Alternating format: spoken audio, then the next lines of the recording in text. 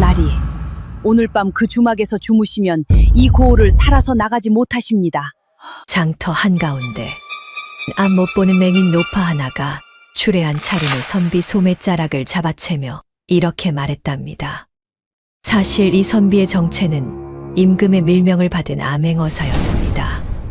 마른 손가락 끝에 느껴지는 노파의 힘이 어찌나 단호하던지 사내의 발이 그 자리에 딱 멈추고 말았지요. 이 맹인 노파는 무엇을 알고 있기에 처음 본 사내에게 이토록 섬뜩한 말을 하는 걸까요? 이 이야기는 조선 영조시대 실존 암행어사 박문수의 행적을 기록한 청구야담의 설화에서 모티브를 얻어 새롭게 재창작한 이야기입니다. 탐관오리를 응징하는 암행어사와 장터를 떠돌던 수수께끼 맹인 노파가 겪어가는 흥미진진한 이야기 시작합니다. 자, 여기 쌀 한 대에 엽전 서푼이요. 약 사세요. 아주 맛있답니다. 충청도 연산고을 장터는 아침부터 시끌벅적하게 돌아가고 있었습니다. 떡집 주인의 목청이 고소한 냄새와 함께 골목 끝까지 퍼져나갔고 포목 행상이 펼쳐놓은 가지각색 무명천들이 봄바람에 팔랑거렸지요. 대장장이의 집 앞에서는 쇠를 담금질하는 소리가 울려 퍼졌고 그 소리 가운데 엿장수의 가위 소리가 흥을 돋우듯이 들려왔습니다. 얼핏 보면 흔히 볼 수 있는 다른 고을 장터의 풍경과 틀리지 않았지요. 장터에 나온 사람들마다 서로 웃고 떠들며 흥정하며 활기찬 모습들이었으니까요. 그런데 말입니다. 이 장터를 자세히 들여다보면 여느 장터와 다른 묘한 구석이 있었습니다. 사람들이 깔깔 웃다가도 문득 눈치를 보듯 입을 다무는 순간이 있었습니다. 흥정하는 이 중에 누군가과나 쪽 이야기를 꺼내려 할 때면 어김없이 그런 일이 벌어졌지요. 웃음기를 가시며 옆 사람의 소매를 슬쩍 잡아당기거나 괜한 기침을 하거나 아니면 자연스럽게 화제를 돌렸습니다. 그 장터 한가운데로 가나 포졸이라도 지나가는 날에는 장터 사람들 전체가 잠깐 숨을 죽였다가 그들이 눈앞에서 사라지고 나서야 다시 시끌벅적하곤 했답니다. 활기찬 장터와 다른 불편한 분위기였습니다. 모르는 사람이 보면 틀린 게 없다고 느꼈을 모습이었지만 이 고을에서 오래 살아온 사람이라면 누구나 이 사실을 알고 있었지요.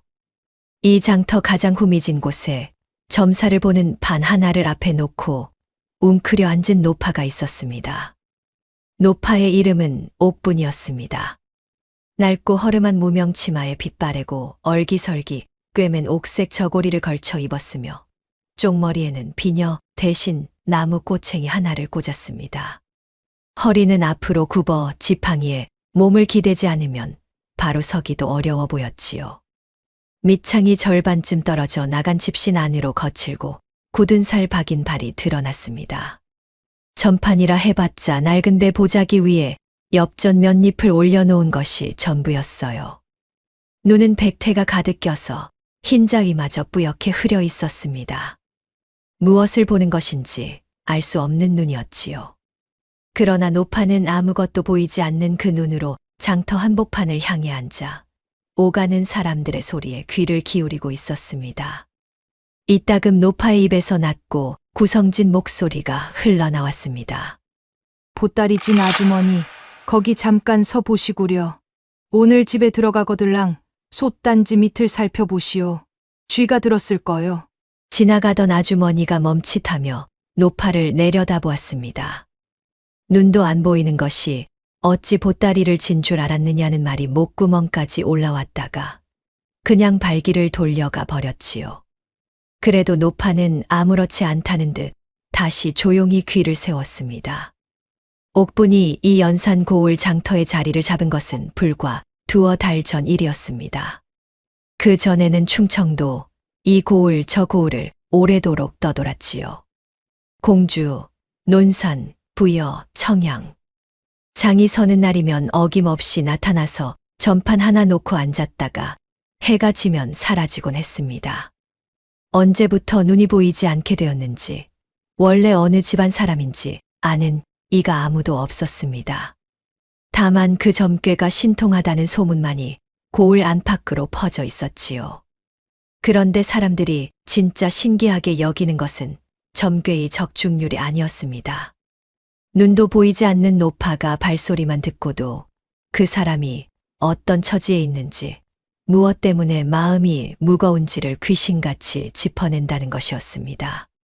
포목 장수가 지나가면 짐이 가벼운지 무거운지로 오늘 장사가 어땠는지를 알아채고, 안악이 아이를 안고 지나가면 아이의 울음소리 하나로 몸에 열이 있는지 없는지를 말했지요.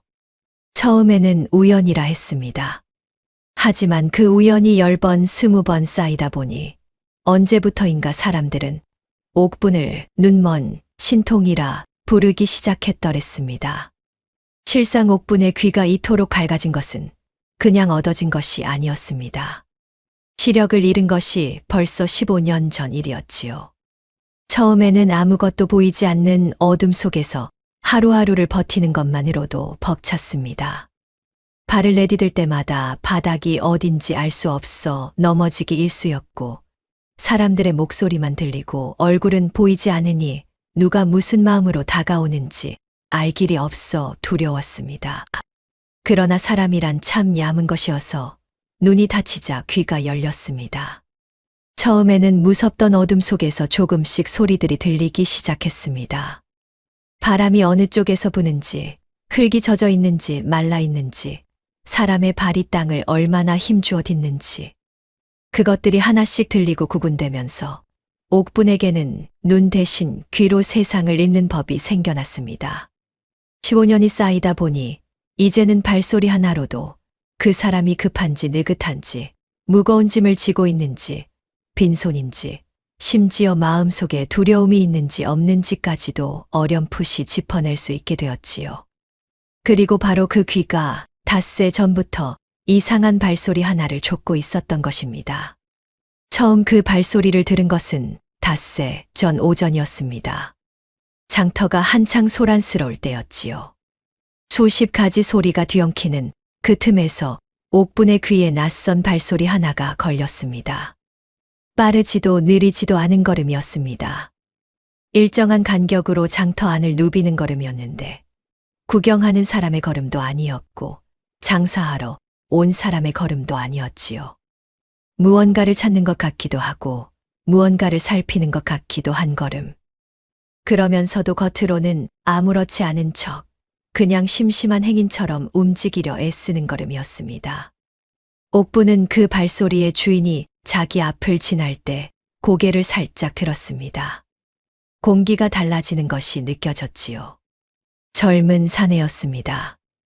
옷자락이 스치는 소리로 보아 무명도포를 입은 듯했고, 집신 밑창이 땅을 딛는 소리로 보아 그리 무거운 짐은 들지 않은 듯했습니다. 그런데 이상한 것은 숨소리였습니다.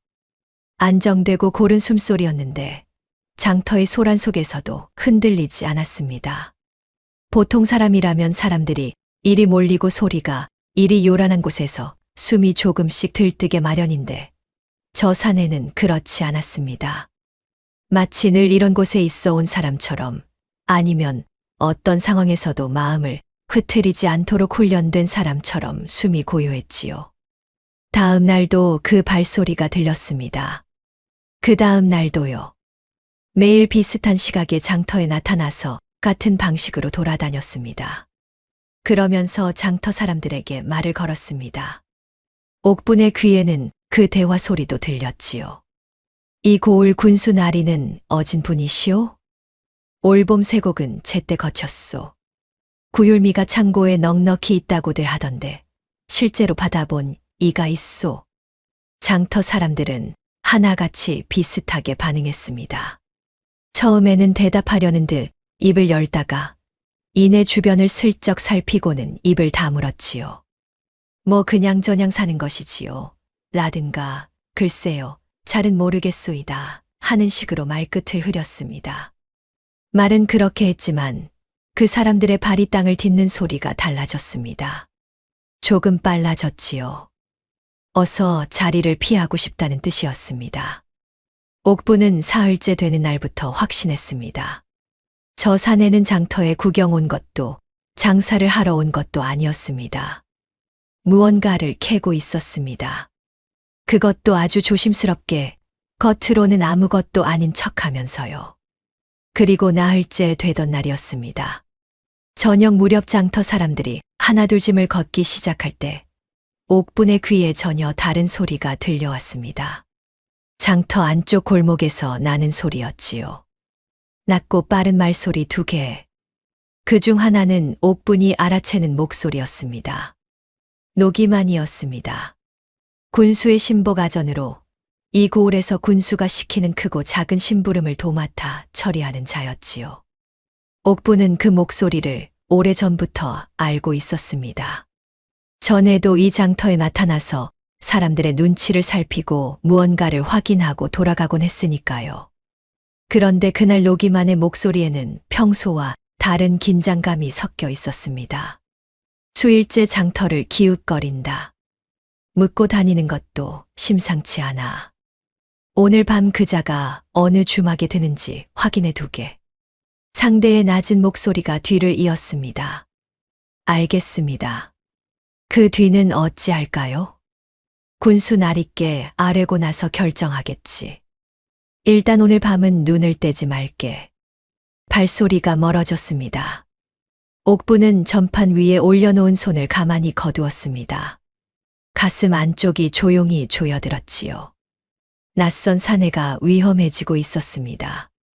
오늘 밤 혹은 내일 밤이면 무슨 일이 벌어질 것 같았습니다. 그리고 닷새째 되는 날 오후였습니다. 장터가 슬슬 파장 분위기로 접어들 무렵 그 익숙한 발소리가 다시 들렸습니다. 오늘따라 조금 더 조심스러웠습니다. 평소보다 발을 조금 더 가볍게 딛는 것이 뒤를 의식하고 있다는 느낌이 들었지요. 옥부는 지팡이를 짚고 천천히 일어섰습니다.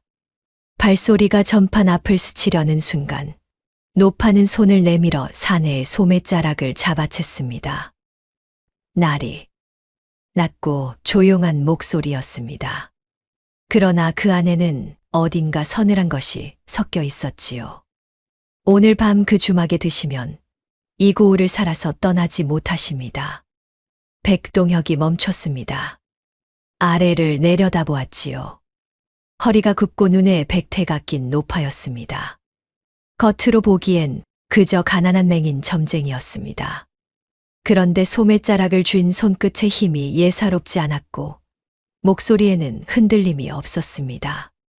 겁을 주려는 것도 아니었고 구걸을 하려는 것도 아니었지요. 그냥 알고 있는 것을 말하는 사람의 목소리였습니다. 백동혁은 주변을 한번 둘러보았습니다. 장터 사람들은 저마다 짐을 싸느라 바빴고 아무도 이 노파와 자신을 주목하는 것 같지 않았습니다.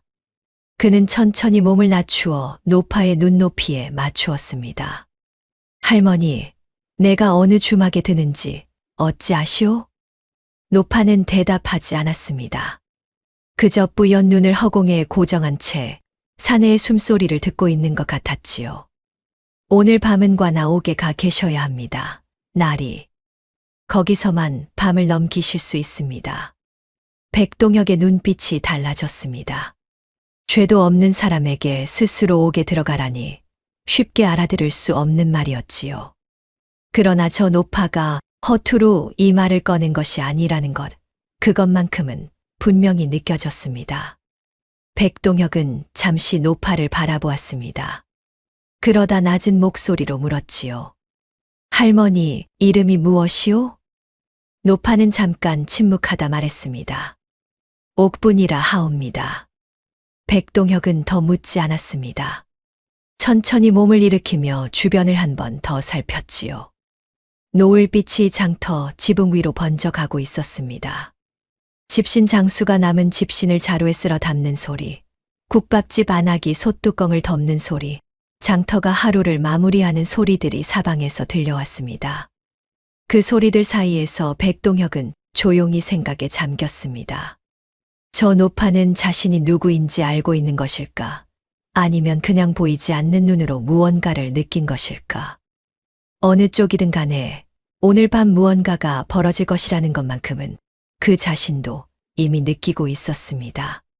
뒤를 밟는 자들이 있다는 것을 닷새 전부터 알아채고 있었으니까요. 노을이 짙어지고 있었습니다.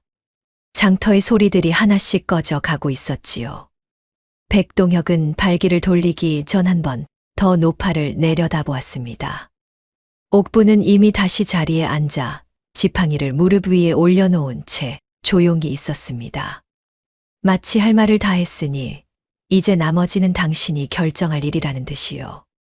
백동혁은 말없이 장터를 빠져나갔습니다.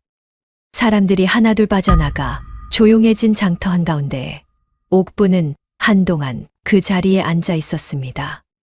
멀어져가는 발소리가 완전히 들리지 않게 될 때까지 고개를 한 곳으로 향한 채 움직이지 않았습니다. 그러다 발소리가 완전히 사라지고 나서야 천천히 고개를 돌렸습니다.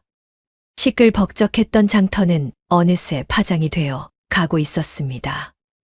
떡전 안 하기 남은 떡을 보자기에 싸서 정리하는 소리, 엿장수가 다 팔지 못한 엿가락을 정리하며 한숨을 쉬는 소리, 집신 장수가 팔다 남은 집신을 자루에 쓸어 담는 소리, 하루의 고단함을 바삐 정리하는 상인들 뒤로 장터에는 저녁 공기만이 남아 있었지요.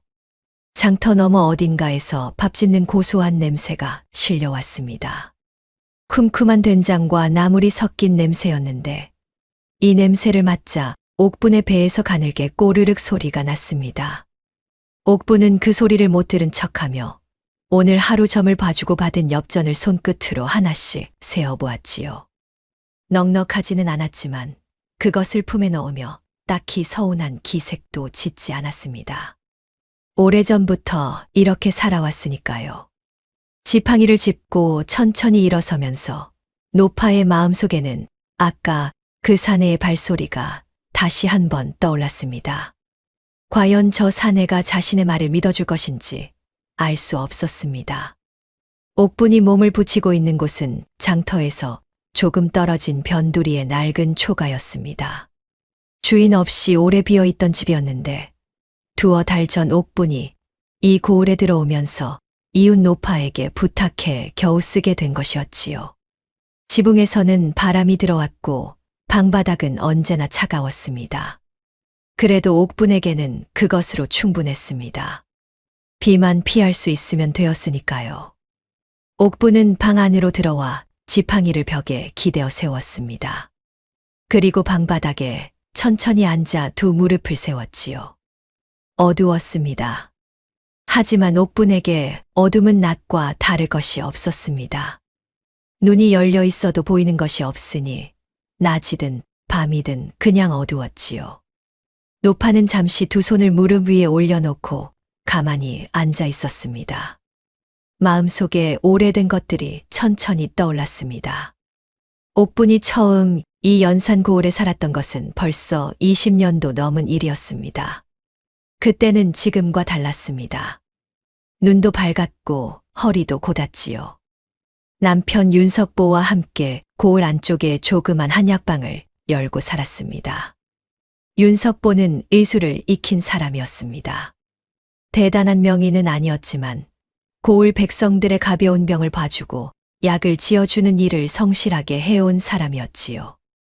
옥부는 그 곁에서 약재를 손질하고 다리는 일을 거들었습니다. 넉넉하지는 않았지만 두 사람이 함께 있으면 그것으로 충분했습니다. 고을 사람들도 윤석보 내외를 좋게 여겼습니다. 형편이 어려운 백성에게는 약값을 받지 않는 일도 많았고 한밤중에 급히 찾아오는 이가 있어도 내색 없이 일어나 봐주었으니까요.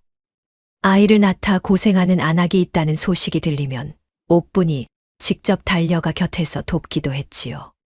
조용하고 평온한 나날이었습니다. 그런데 15년 전 군수 엄치훈이 이 고을에 부임해 오면서 모든 것이 달라지기 시작했습니다. 엄치훈은 부임 초에는 점잖고 덕망 있는 목민관처럼 보였습니다. 유학자풍의 단정한 차림에 낮고 위엄 있는 목소리로 백성을 위한다는 말을 즐겨했지요. 그러나 반년이 지나고 1년이 지나면서 고을 분위기가 조금씩 이상해졌습니다. 쇠곡이 어느 해보다 많이 거쳤는데 고을 창고는 왜인지 항상 빈 것처럼 굴었습니다. 구휼미가 내려왔다는 소식은 들리는데 정작 백성들에게 나누어진 것은 얼마 되지 않았지요. 고을에서 내로라 하는 땅들이 하나둘씩 군수와 가까운 자들의 손으로 넘어갔습니다. 억울하다고 소리치는 이가 있으면 어느 틈엔가 죄명을 뒤집어쓰고 사라졌지요. 윤석보는 그 모든 것을 눈여겨보고 있었습니다. 약방을 찾아오는 백성들의 몸이 해가 갈수록 더 여이고 있다는 것을 그는 알고 있었습니다. 끼니를 제대로 잊지 못해 생기는 병들이 늘어났고 약을 살 형편이 안 된다며 돌아서는 이들도 많아졌지요. 윤석보는 처음에는 그냥 흉년 때문이려니 했습니다.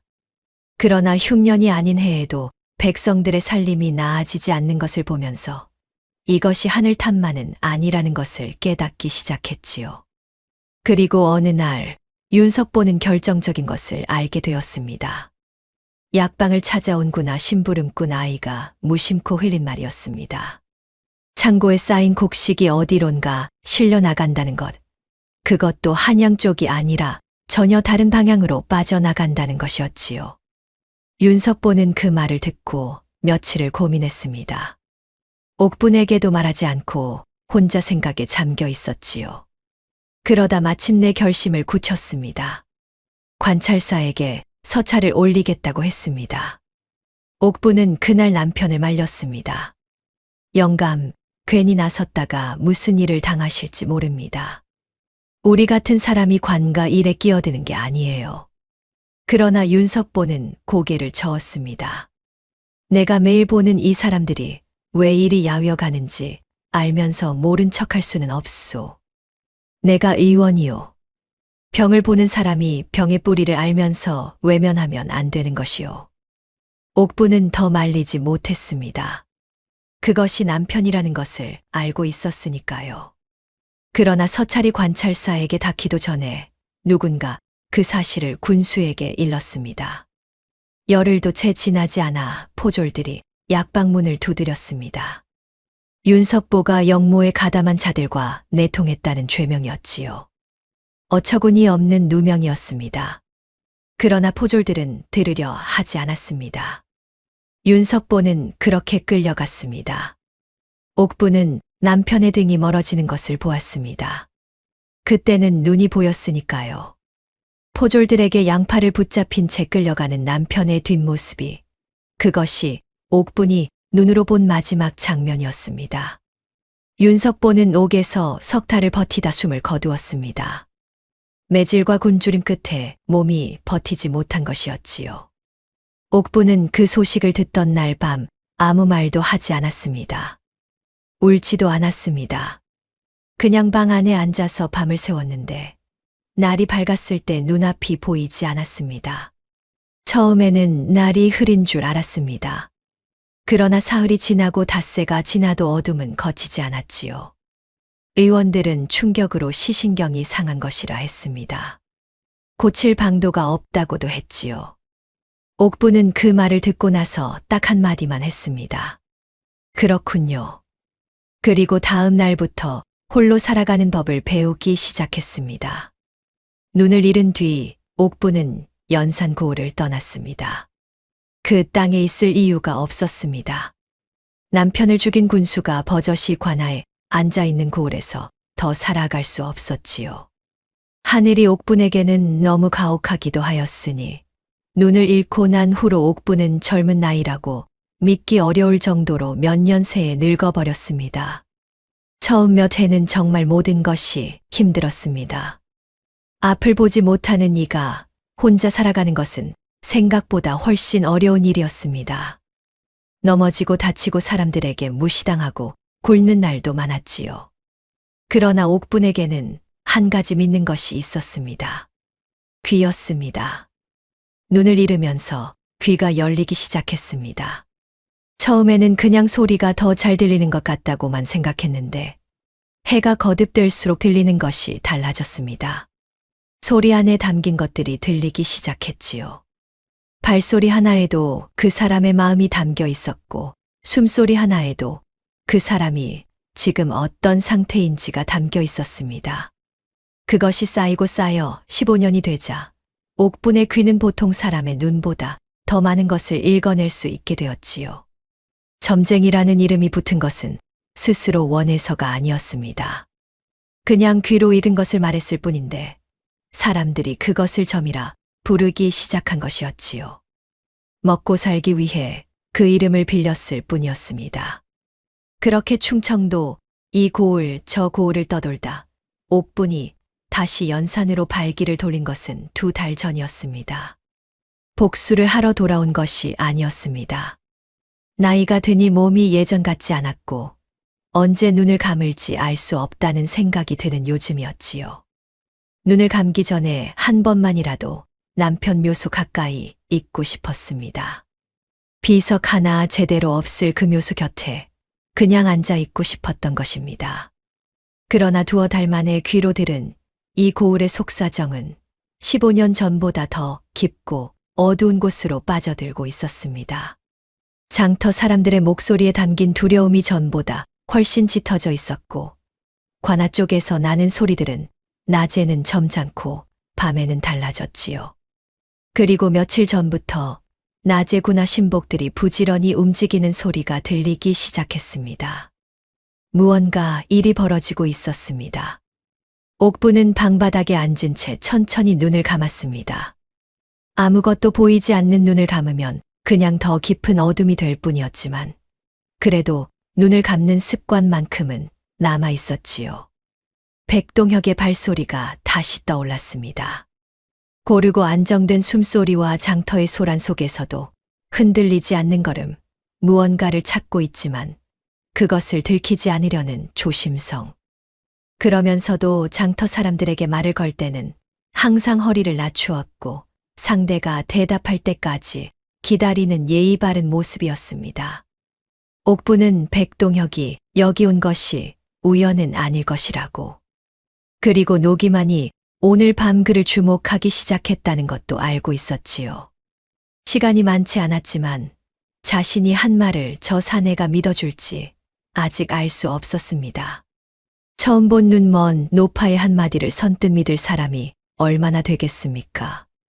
그러나 옥부는 살아생전에 남편이 그랬던 것처럼 위험함을 알고서 외면할 수 없었기에 말을 한 것이었지요. 바람이 지붕 사이로 스며들었고 차가운 밤 공기가 방 안으로 스며들어왔지요. 옥부는 찬바람에 무릎을 세우고 몸을 조금 웅크렸습니다. 그리고 귀에 들려오는 모든 소리에 집중하기 시작했습니다. 멀리서게 짖는 소리, 어디선가 아이 우는 소리, 밤바람이 나뭇가지를 흔드는 소리까지 섣불리 흘려 들을 수 없었지요. 그 모든 소리 사이에서 옥부는 조용히 기다리며 빌기 시작했습니다. 저 사내가 오늘 밤을 무탈하게 넘길 수 있기를 말이지요. 백동혁이 밀사로 이 연산고을에 발을 들인 것은 보름 전 일이었습니다. 그가 형조판서로부터 한양을 떠날 때 받은 밀명은 단 하나였습니다.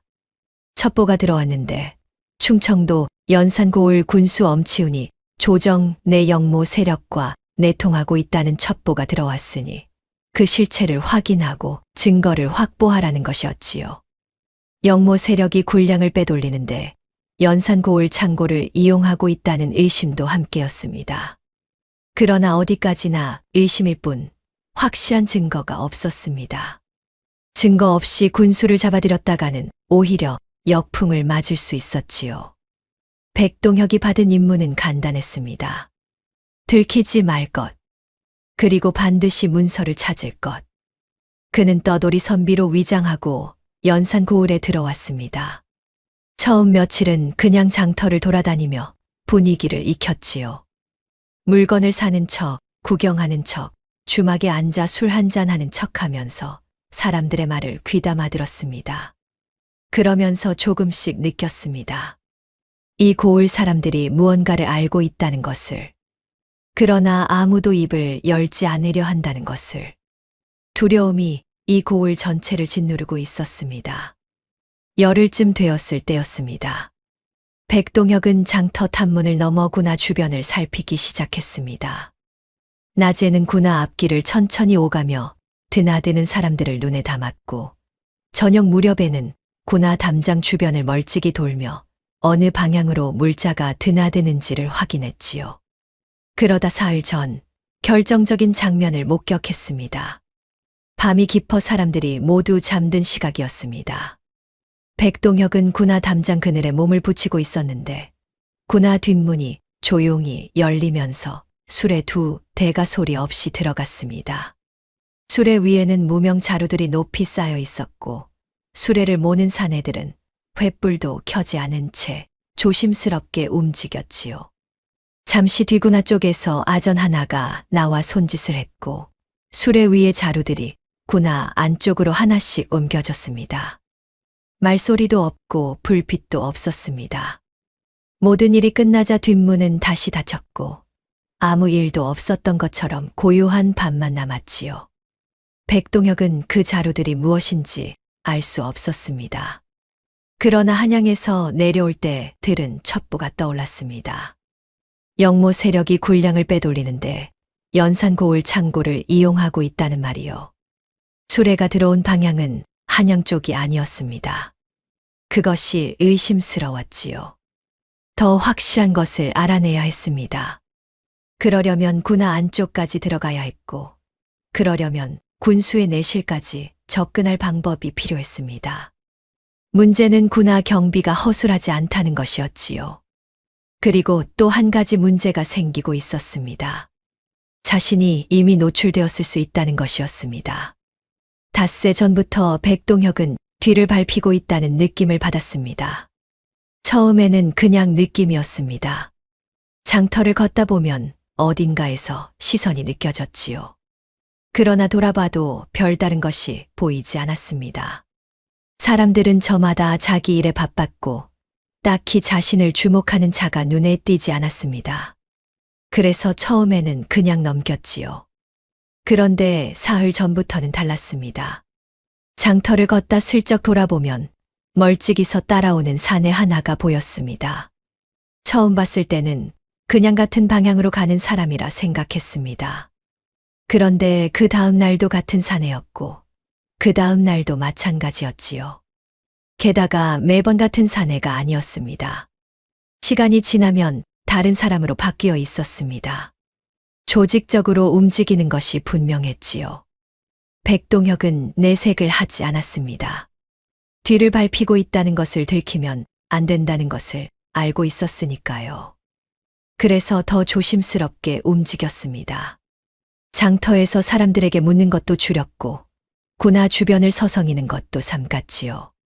대신 주막에 앉아 술잔을 앞에 놓고 사람들의 대화를 듣는 쪽으로 방향을 바꾸었습니다. 그러나 마음속으로는 알고 있었습니다. 시간이 많지 않다는 것을요. 군수 쪽에서 이미 자신을 의심하고 있다면 머지않아 더 직접적인 조치가 취해질 것이었습니다. 한편 군하 안쪽에서는 이미 일이 벌어지고 있었습니다. 군수 엄치훈이 신복 아전 노기만을 내실로 불러들인 것은 닷새 전 저녁이었습니다. 노기만은 군수 앞에 공손히 무릎을 꿇었지요. 엄치훈은 관복을 벗고 평상복 차림이었습니다. 얼굴은 평소와 다름없이 점잖아 보였지만 눈빛은 달랐습니다. 수일째 장터를 기웃거리는 낯선 자가 있다고 했지. 예. 떠돌이 선비처럼 꾸몄으나 묻고 다니는 것이 심상치 않습니다. 세곡이며 구휼미며 군하 창고 사정을 캐묻고 있사옵니다. 엄치훈은 잠시 말이 없었습니다. 창밖을 향한 채 천천히 생각에 잠겼지요. 그러다 낮고 조용한 목소리로 말했습니다. 전에도 이런 일이 있었지. 관찰사 쪽에서 사람을 보낸다는 소문이 돌았을 때 말이야. 노기만이 고개를 숙였습니다. 그때는 미리 알고 대처했습지요. 이번에도 그렇게 해야 할 것 같구나. 엄치훈의 목소리는 여전히 낮고 느렸습니다. 서두르는 기색이 없었지요. 오히려 그 차분함이 더 섬뜩했습니다. 저자가 어디서 묵는지, 누구를 만나는지 낱낱이 알아오게. 그리고 오늘 밤부터 사람을 붙여라. 노기만은 고개를 끄덕이며 물러났습니다. 군수의 말이 무엇을 뜻하는지 잘 알고 있었으니까요. 저 낯선 선비가 이 고을을 무사히 빠져나가면 안 된다는 뜻이었습니다. 노기만이 자객 둘을 불러 지시를 내린 것은 그날 오후였습니다. 두 사내는 평소 노기만이 군수의 은밀한 심부름을 시킬 때마다 부리던 자들이었습니다. 덩치가 크고 눈매가 날카로운 자들이었지요. 이 고을에서 불편한 존재를 조용히 처리하는 일을 해온 자들이라 말이 필요 없었습니다. 노기만이 몇 마디만 해도 무엇을 해야 하는지 알아들었지요. 오늘 밤 저자가 어느 주막에 드는지 확인해 두게. 그리고 밤이 깊으면 노기만은 말을 끝까지 하지 않았습니다. 두 사내는 고개를 한번 끄덕이는 것으로 대답을 대신했지요. 그 대화가 오간 골목은 장터 안쪽 후미진 곳이었습니다. 낮에도 사람이 잘 다니지 않는 곳이었고 그날도 근처에 아무도 없었습니다. 아무도 없다고 생각했지요.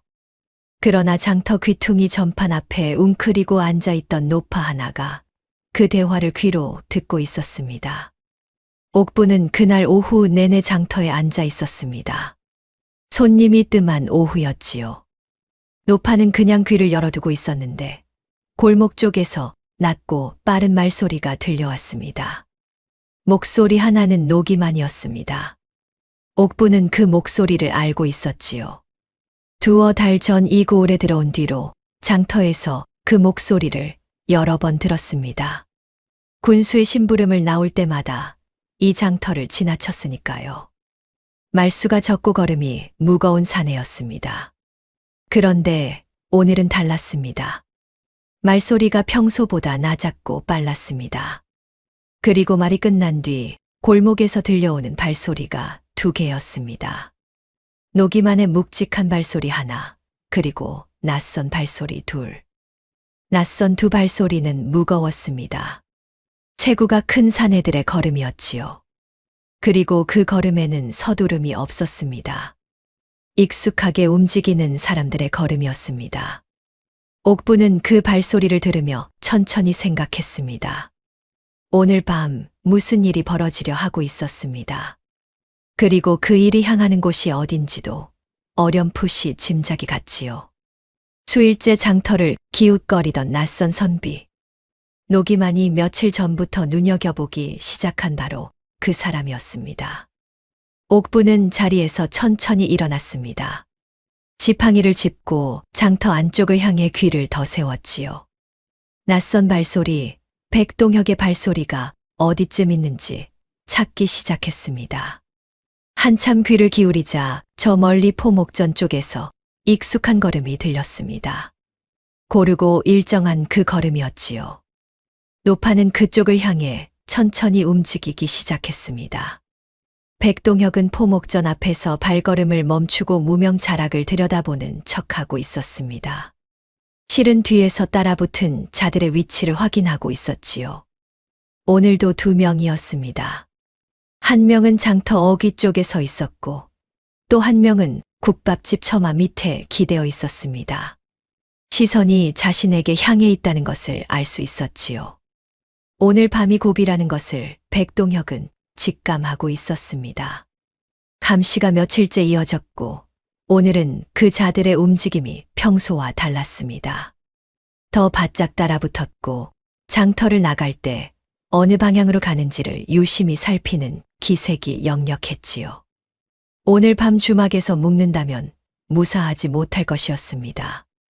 그러나 뾰족한 수가 없었습니다. 고을을 빠져나가자니 아직 문서를 찾지 못했고 군하 안으로 들어가자니 명분이 없었습니다. 그때였습니다. 뒤에서 지팡이 소리가 들렸습니다. 돌아보니 눈에 백태가 낀 노파 하나가 지팡이를 짚으며 다가오고 있었습니다. 낮에 소매자락을 잡아챘던 바로 그 노파였지요. 옥분이었습니다. 노파는 백동혁 곁에 서더니 목소리를 낮추었습니다. 앞을 보지 못하는 눈은 허공을 향해 있었지만 말은 정확하게 백동혁을 향해 있었지요. 날이 오늘 낮 골목에서 들었습니다. 노기만이 사람 둘을 풀었습니다. 오늘 밤 날이 깨서 드시는 주막을 확인해 두라 했지요. 백동혁은 얼굴빛을 바꾸지 않았습니다. 그러나 눈이 잠깐 가늘어졌습니다. 할머니가 그 대화를 들었습니다. 골목 어귀에 제가 있었거든요. 저 같은 늙은 맹인 노파를 신경 쓰는 사람은 없으니까요. 백동혁은 잠시 침묵했습니다. 뒤쪽에 있는 감시자들을 의식하며 포목 자락을 들여다보는 자세를 유지한 채로 낮게 물었습니다. 그래서 내게 오늘 밤 관아 옥으로 들어가라 한 것이오? 예. 오늘 밤 주막에 계시면 위험합니다. 저 자들이 노리는 것은 나리 한 분만이 아닐 것이옵니다. 나리를 없애고 나면 그 다음은 나리가 이 고을에서 만나고 다닌 사람들을 하나씩 정리할 것이니까요. 백동혁은 노파를 바라보았습니다. 눈이 보이지 않는 노파였습니다. 지팡이에 의지한 작고 굽은 몸이었습니다. 그러나 말 한마디 한마디가 흔들림 없이 정확했지요. 겁을 주려는 것도 아니었고 과장하는 것도 아니었습니다. 그냥 알고 있는 것을 말하는 사람의 목소리였습니다. 할머니는 어찌하여 내게 이런 말을 해주는 것이오? 옥부는 잠시 대답하지 않았습니다. 지팡이를 두 손으로 쥔 채 잠시 고개를 숙였다가 천천히 들었지요. 이 고을에 억울하게 죽은 사람이 있습니다. 제 남편이지요. 나리 같은 분이 이 고을에 오셨다가 또 그렇게 되는 것을 볼 수 없어서입니다. 말이 끝나고 잠시 침묵이 흘렀습니다. 백동혁은 그 말의 무게를 느끼며 노파를 바라보았습니다. 뿌연 눈이 허공을 향해 있었지만 그 눈빛 안에 있는 것은 분명히 익혔습니다. 오래 묵힌 슬픔과 그럼에도 꺾이지 않은 어떤 의지 같은 것이었지요. 백동혁은 낮게 물었습니다. 관아 옥으로 들어가라 했소. 어찌 들어가란 말이오. 죄도 없는 내가. 술 취한 행인처럼 소란을 피우시면 됩니다. 포졸들이 들어오지 못하게 막아도 억지로 파고드시면 되지요. 오늘 밤 뇌물수레가 군하 뒤로 들어올 것입니다. 아전이 그 일을 처리하다 소란이 생기면 군수에게 알리기 전에 제 선에서 처리하려 할 것이니 나리를 옥에 가두고 날이 밝으면 내보내려 할 것입니다. 백동혁의 눈이 달라졌습니다. 뇌물수레라는 말에서였지요. 뇌물수레를 어찌 알고 있소? 귀로 들었습니다. 며칠 전 밤에 군하 뒷문으로 수레가 들어가는 소리를 들었지요. 수레바퀴 소리, 자루를 옮기는 소리, 뒷문이 닫히는 소리. 그리고 그 다음 날 아전이 장터에 나와 객주 주인을 만나 나누는 소리도 들었습니다. 백동혁은 잠시 말이 없었습니다. 노파가 귀로 수집한 정보들이 자신이 며칠째 눈으로 확인하려 했던 것들과 정확하게 맞아떨어졌습니다. 저 노파는 자신보다 더 많은 것을 알고 있었습니다. 눈 없이 지팡이 하나에 의지한 채로요. 백동혁은 천천히 포목 자락을 내려놓았습니다. 그리고 낮게 그러나 분명하게 말했습니다. 알겠소. 오늘 밤 옥으로 들어가겠소. 옥부는 고개를 한번 끄덕였습니다. 더 말을 보태지 않았지요. 지팡이를 짚고 천천히 몸을 돌려왔던 방향으로 걸어가기 시작했습니다. 백동혁은 그 뒷모습을 잠시 바라보았습니다. 굽은 허리, 다른 집신, 지팡이에 의지한 걸음. 그러나 그 걸음에는 어딘가 흔들리지 않는 것이 있었지요. 노을이 짙어지고 있었습니다. 장터의 소리들이 하나씩 꺼져 가고 있었습니다. 백동혁은 발길을 돌리며 오늘 밤의 일을 머릿속으로 정리하기 시작했습니다. 관아, 옥. 스스로 들어가야 하는 곳이었습니다. 언제 어두워졌는지 깜깜해진 장터는 완전히 파장 분위기가 되었습니다. 낮 동안 왁자지껄했던 상인과 사람들의 소리들이 하나씩 사라지고 장터 골목에는 빈 좌판만이 여기가 장터였다는 걸 알려주고 있었지요. 장터 인근 주막 두어 곳에서만 아직 불빛이 새어나왔고 아직 집으로 돌아가지 않은 손님들의 낮은 말소리가 그 안에서 흘러나왔습니다. 백동혁은 장터 끝자락 주막에 들어가 여타 다른 손님들처럼 국밥 한 그릇을 시켰습니다. 시켜놓은 국밥을 먹는 척하면서 주막 안팎을 계속해서 살폈지요. 백동혁의 예상이 맞았습니다. 주막 맞은편 처마 밑에 사내 하나가 서 있었고 골목 어귀에 또 한 명이 몸을 기댄 채 주막 쪽을 주시하고 있었습니다. 낮에 장터에서 보았던 바로 그 자들이었지요. 비를 맞으면서도 자리를 뜨지 않는 것을 보니 오늘 밤 일을 치르기 전까지는 눈을 떼지 않을 작정인 것이 분명했습니다. 백동혁은 부로 모르는 척 시선을 돌리며 국밥 한 술을 뜨며 생각을 정리했습니다. 아까 만난 옥분 노파의 말대로라면 오늘 밤 군하 뒤편으로 매물수레가 들어올 것이었습니다. 그 일을 처리하는 것은 군수가 아니라 아전 노기만이었지요. 소란이 생기면 노기만은 군수에게 알리기 전에 제 선에서 처리하려 할 것이고 술 취한 행인 하나를 옥에 가두는 것쯤은 군수의 귀에 들어가지 않아도 되는 일로 처리할 것이었습니다. 문제는 타이밍이었습니다. 너무 일찍 소란을 피우면 수레가 들어오기 전이라 노기만이 직접 나서지 않을 수 있었고 너무 늦으면 감시자들이 먼저 움직일 수 있었지요. 백동혁은 국밥 그릇을 밀어내고 자리에서 일어났습니다. 주모에게 방을 하나 잡겠다 말하고 안쪽으로 들어가는 척하다가 부엌 쪽 뒷문으로 조용히 빠져나왔습니다. 감시자들이 주막 정면을 보고 있는 틈이었지요. 밖으로 나오니 밤 공기가 서늘했습니다. 백동혁은 담장 그늘을 따라 조심스럽게 움직이기 시작했습니다. 군하 쪽으로 향하는 방향이었지요. 군하 앞길은 조용했습니다. 낮에는 드나드는 사람들로 제법 분주한 곳이었지만 밤이 되면 포졸 몇 명만이 정문 앞을 지킬 뿐 인적이 끊겼지요. 횃불 2개가 정문 양쪽에서 타오르고 있었고 그 불빛이 앞길 일부를 희미하게 밝히고 있었습니다. 백동혁은 군하에서 조금 떨어진 골목 어귀에 몸을 숨기고 기다렸습니다. 얼마쯤 지났을까요? 군하 뒷길 쪽에서 수레바퀴 소리가 들려왔습니다. 낮고 조심스러운 소리였습니다. 횃불도 없이 움직이는 것 같았지요. 잠시 뒤 군하 뒷문 쪽에서 삐걱 소리가 났습니다. 문이 열리는 소리였습니다. 옥분의 말이 맞았습니다. 백동혁은 천천히 골목에서 나왔습니다. 도포 자락을 일부러 흐트러뜨리고 갓을 비뚤어지게 썼습니다. 걸음도 바꾸었지요. 한 발 딛고 비틀거리고 다시 한 발 옮기다 휘청이는 걸음이었습니다. 영락 없는 주정뱅이의 걸음이었지요. 그리고 군하 정문 앞으로 걸어가며 목소리를 높였습니다. 이보시오, 이보시오, 여기 관하 아니오? 억울한 일이 있으니 사또 날이 좀 뵙겠소이다. 포졸들이 황급히 달려 나왔습니다. 썩 물러가지 못하겠느냐? 야심한 밤에 이게 무슨 행패냐? 백동혁은 물러서지 않았습니다. 오히려 비틀거리며 군하 안쪽으로 더 파고들었지요.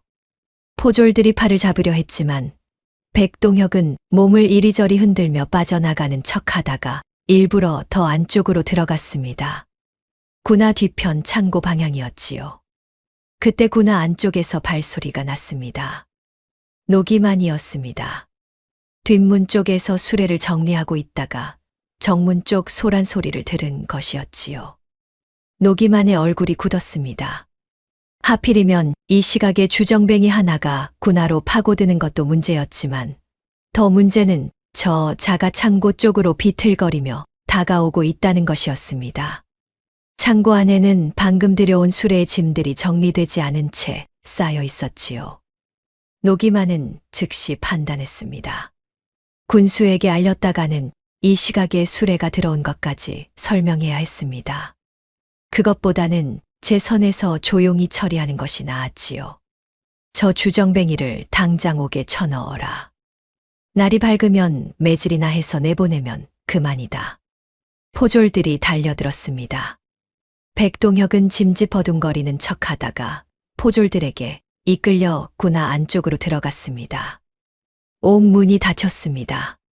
쇠창살이 잠기는 소리가 났습니다. 그 소리가 사라지고 포졸의 발소리가 멀어지자 백동혁은 천천히 몸을 일으켰습니다. 비틀거리던 걸음도 흐트러진 표정도 말끔히 사라졌지요. 어둑한 옥 안을 조용히 둘러보았습니다. 공기가 눅눅했습니다. 낡은 집단이 바닥에 깔려 있었고 벽 한쪽에는 오래된 때가 거먹게 쌓여 있었지요. 창살 하나로 겨우 바깥 공기가 들어왔고 그 틈 사이로 횃불 빛이 희미하게 흘러들었습니다. 그리고 옥 안에는 백동혁 외에 두 사람이 더 있었습니다. 한 사람은 구석에 등을 기댄 채 눈을 감고 있었습니다. 체구는 크지 않았지만 어깨가 처져 있었고 얼굴에는 오래 갇혀 있는 사람 특유의 핏기 없는 빛이 돌았습니다. 또 한 사람은 맞은편 벽에 기대어 무릎을 세운 채 눈을 뜨고 있었습니다. 나이가 좀 더 들어 보였고 수염이 덥수룩하게 자라 있었지요. 두 사람 모두 낯선 사람이 들어오자 시선을 거두고 더 안쪽으로 몸을 붙였습니다. 옥 안의 법도란 그런 것이었습니다. 낯선 사람이 들어오면 먼저 경계하는 것. 괜히 말을 섞었다가 더 큰 죄를 뒤집었을 수 있다는 것을 이들은 이미 몸으로 알고 있었지요. 백동혁은 집단 위에 털썩 주저앉더니 일부러 크게 신음소리를 냈습니다. 아이고, 억울하여라. 길 가다 비 맞은 죄밖에 없는데 옥에 쳐넣다니. 이 고을 군수라는 자는 사람을 어찌 이리 함부로 다루는 게야. 아무도 대답하지 않았습니다. 예상한 일이었지요. 백동혁은 개의치 않는다는 듯 혼자 중얼거렸습니다. 군수 욕을 섞어가며 자신이 억울하게 잡혀온 사람처럼 굴었습니다. 한참 그렇게 투덜거리던 어사는 그대로 쓰러지듯 눕더니 이내 코까지 골기 시작했지요. 창살 너머로 포졸 하나가 옥을 들여다보았습니다. 주정뱅이 선비가 잠든 줄로만 알고는 곧장 지나쳐 갔습니다. 얼마쯤 지났을까요? 포졸의 발소리가 완전히 멀어진 것을 확인한 뒤 백동혁은 천천히 눈을 떴습니다. 조심스럽게 몸을 일으키고 낮은 목소리로 말을 걸었습니다. 여보시오. 이 안에 계신 분들은 어찌하여 들어오셨소? 역시나 아무도 대답하지 않았습니다. 백동혁은 더 낮은 목소리로 마치 혼잣말처럼 이어갔습니다. 나만 억울하게 끌려온 줄 알았더니 이 안에 계신 분들도 사연이 있어 보이는구려. 대체 이 군하는 사람을 어찌 이리 함부로 가두는 것이요. 한동안 침묵이 흘렀습니다. 횃불빛이 창살 사이로 흔들렸고 어딘가에서 귀뚜라미 소리가 가늘게 들려왔습니다. 그때 구석에서 작은 움직임이 있었습니다. 먼저 입을 연 것은 등을 기댄 채 눈을 감고 있던 젊은 사내였습니다. 이소근이었습니다. 그는 처음에는 백동혁을 흘겨보다가 다시 고개를 숙였습니다. 그러다 한참 뒤에야 낮은 목소리로 입을 열었지요. 나는 장부 때문에 들어왔소. 그 한마디가 시작이었습니다. 이소근은 원래 군하에서 장부를 맡아 보던 설이었습니다. 군하의 세곡 장부며 구휼 및 출납 장부며 하는 것들을 관리하는 일이었지요. 특별한 사람은 아니었습니다. 그냥 주어진 일을 성실하게 해온 사람이었습니다. 그런데 반년 전 연말 결산을 하면서 이상한 점을 발견했습니다. 세곡 장부와 실제 창고의 곡식 양이 맞지 않았습니다. 처음에는 단순한 계산 실수인 줄 알았습니다. 그래서 다시 계산해 보았지요. 그런데 틀린 곳이 한두 군데가 아니었습니다. 그것도 일정한 방향으로 틀려 있었습니다. 창고에 들어온 것으로 기록된 곡식보다 실제 창고에 쌓인 것이 항상 적었지요. 그 차이가 작지 않았습니다. 해마다 수십 석씩 어딘가로 빠져나가고 있었던 것입니다. 이소근은 처음에는 이방에게 그 사실을 말했습니다. 혹시 자신이 잘못 계산한 것인지 확인해 달라고 했지요. 그런데 이방의 반응이 이상했습니다. 얼굴빛이 달라지더니 말을 돌렸습니다. 그냥 넘어가라고 했지요.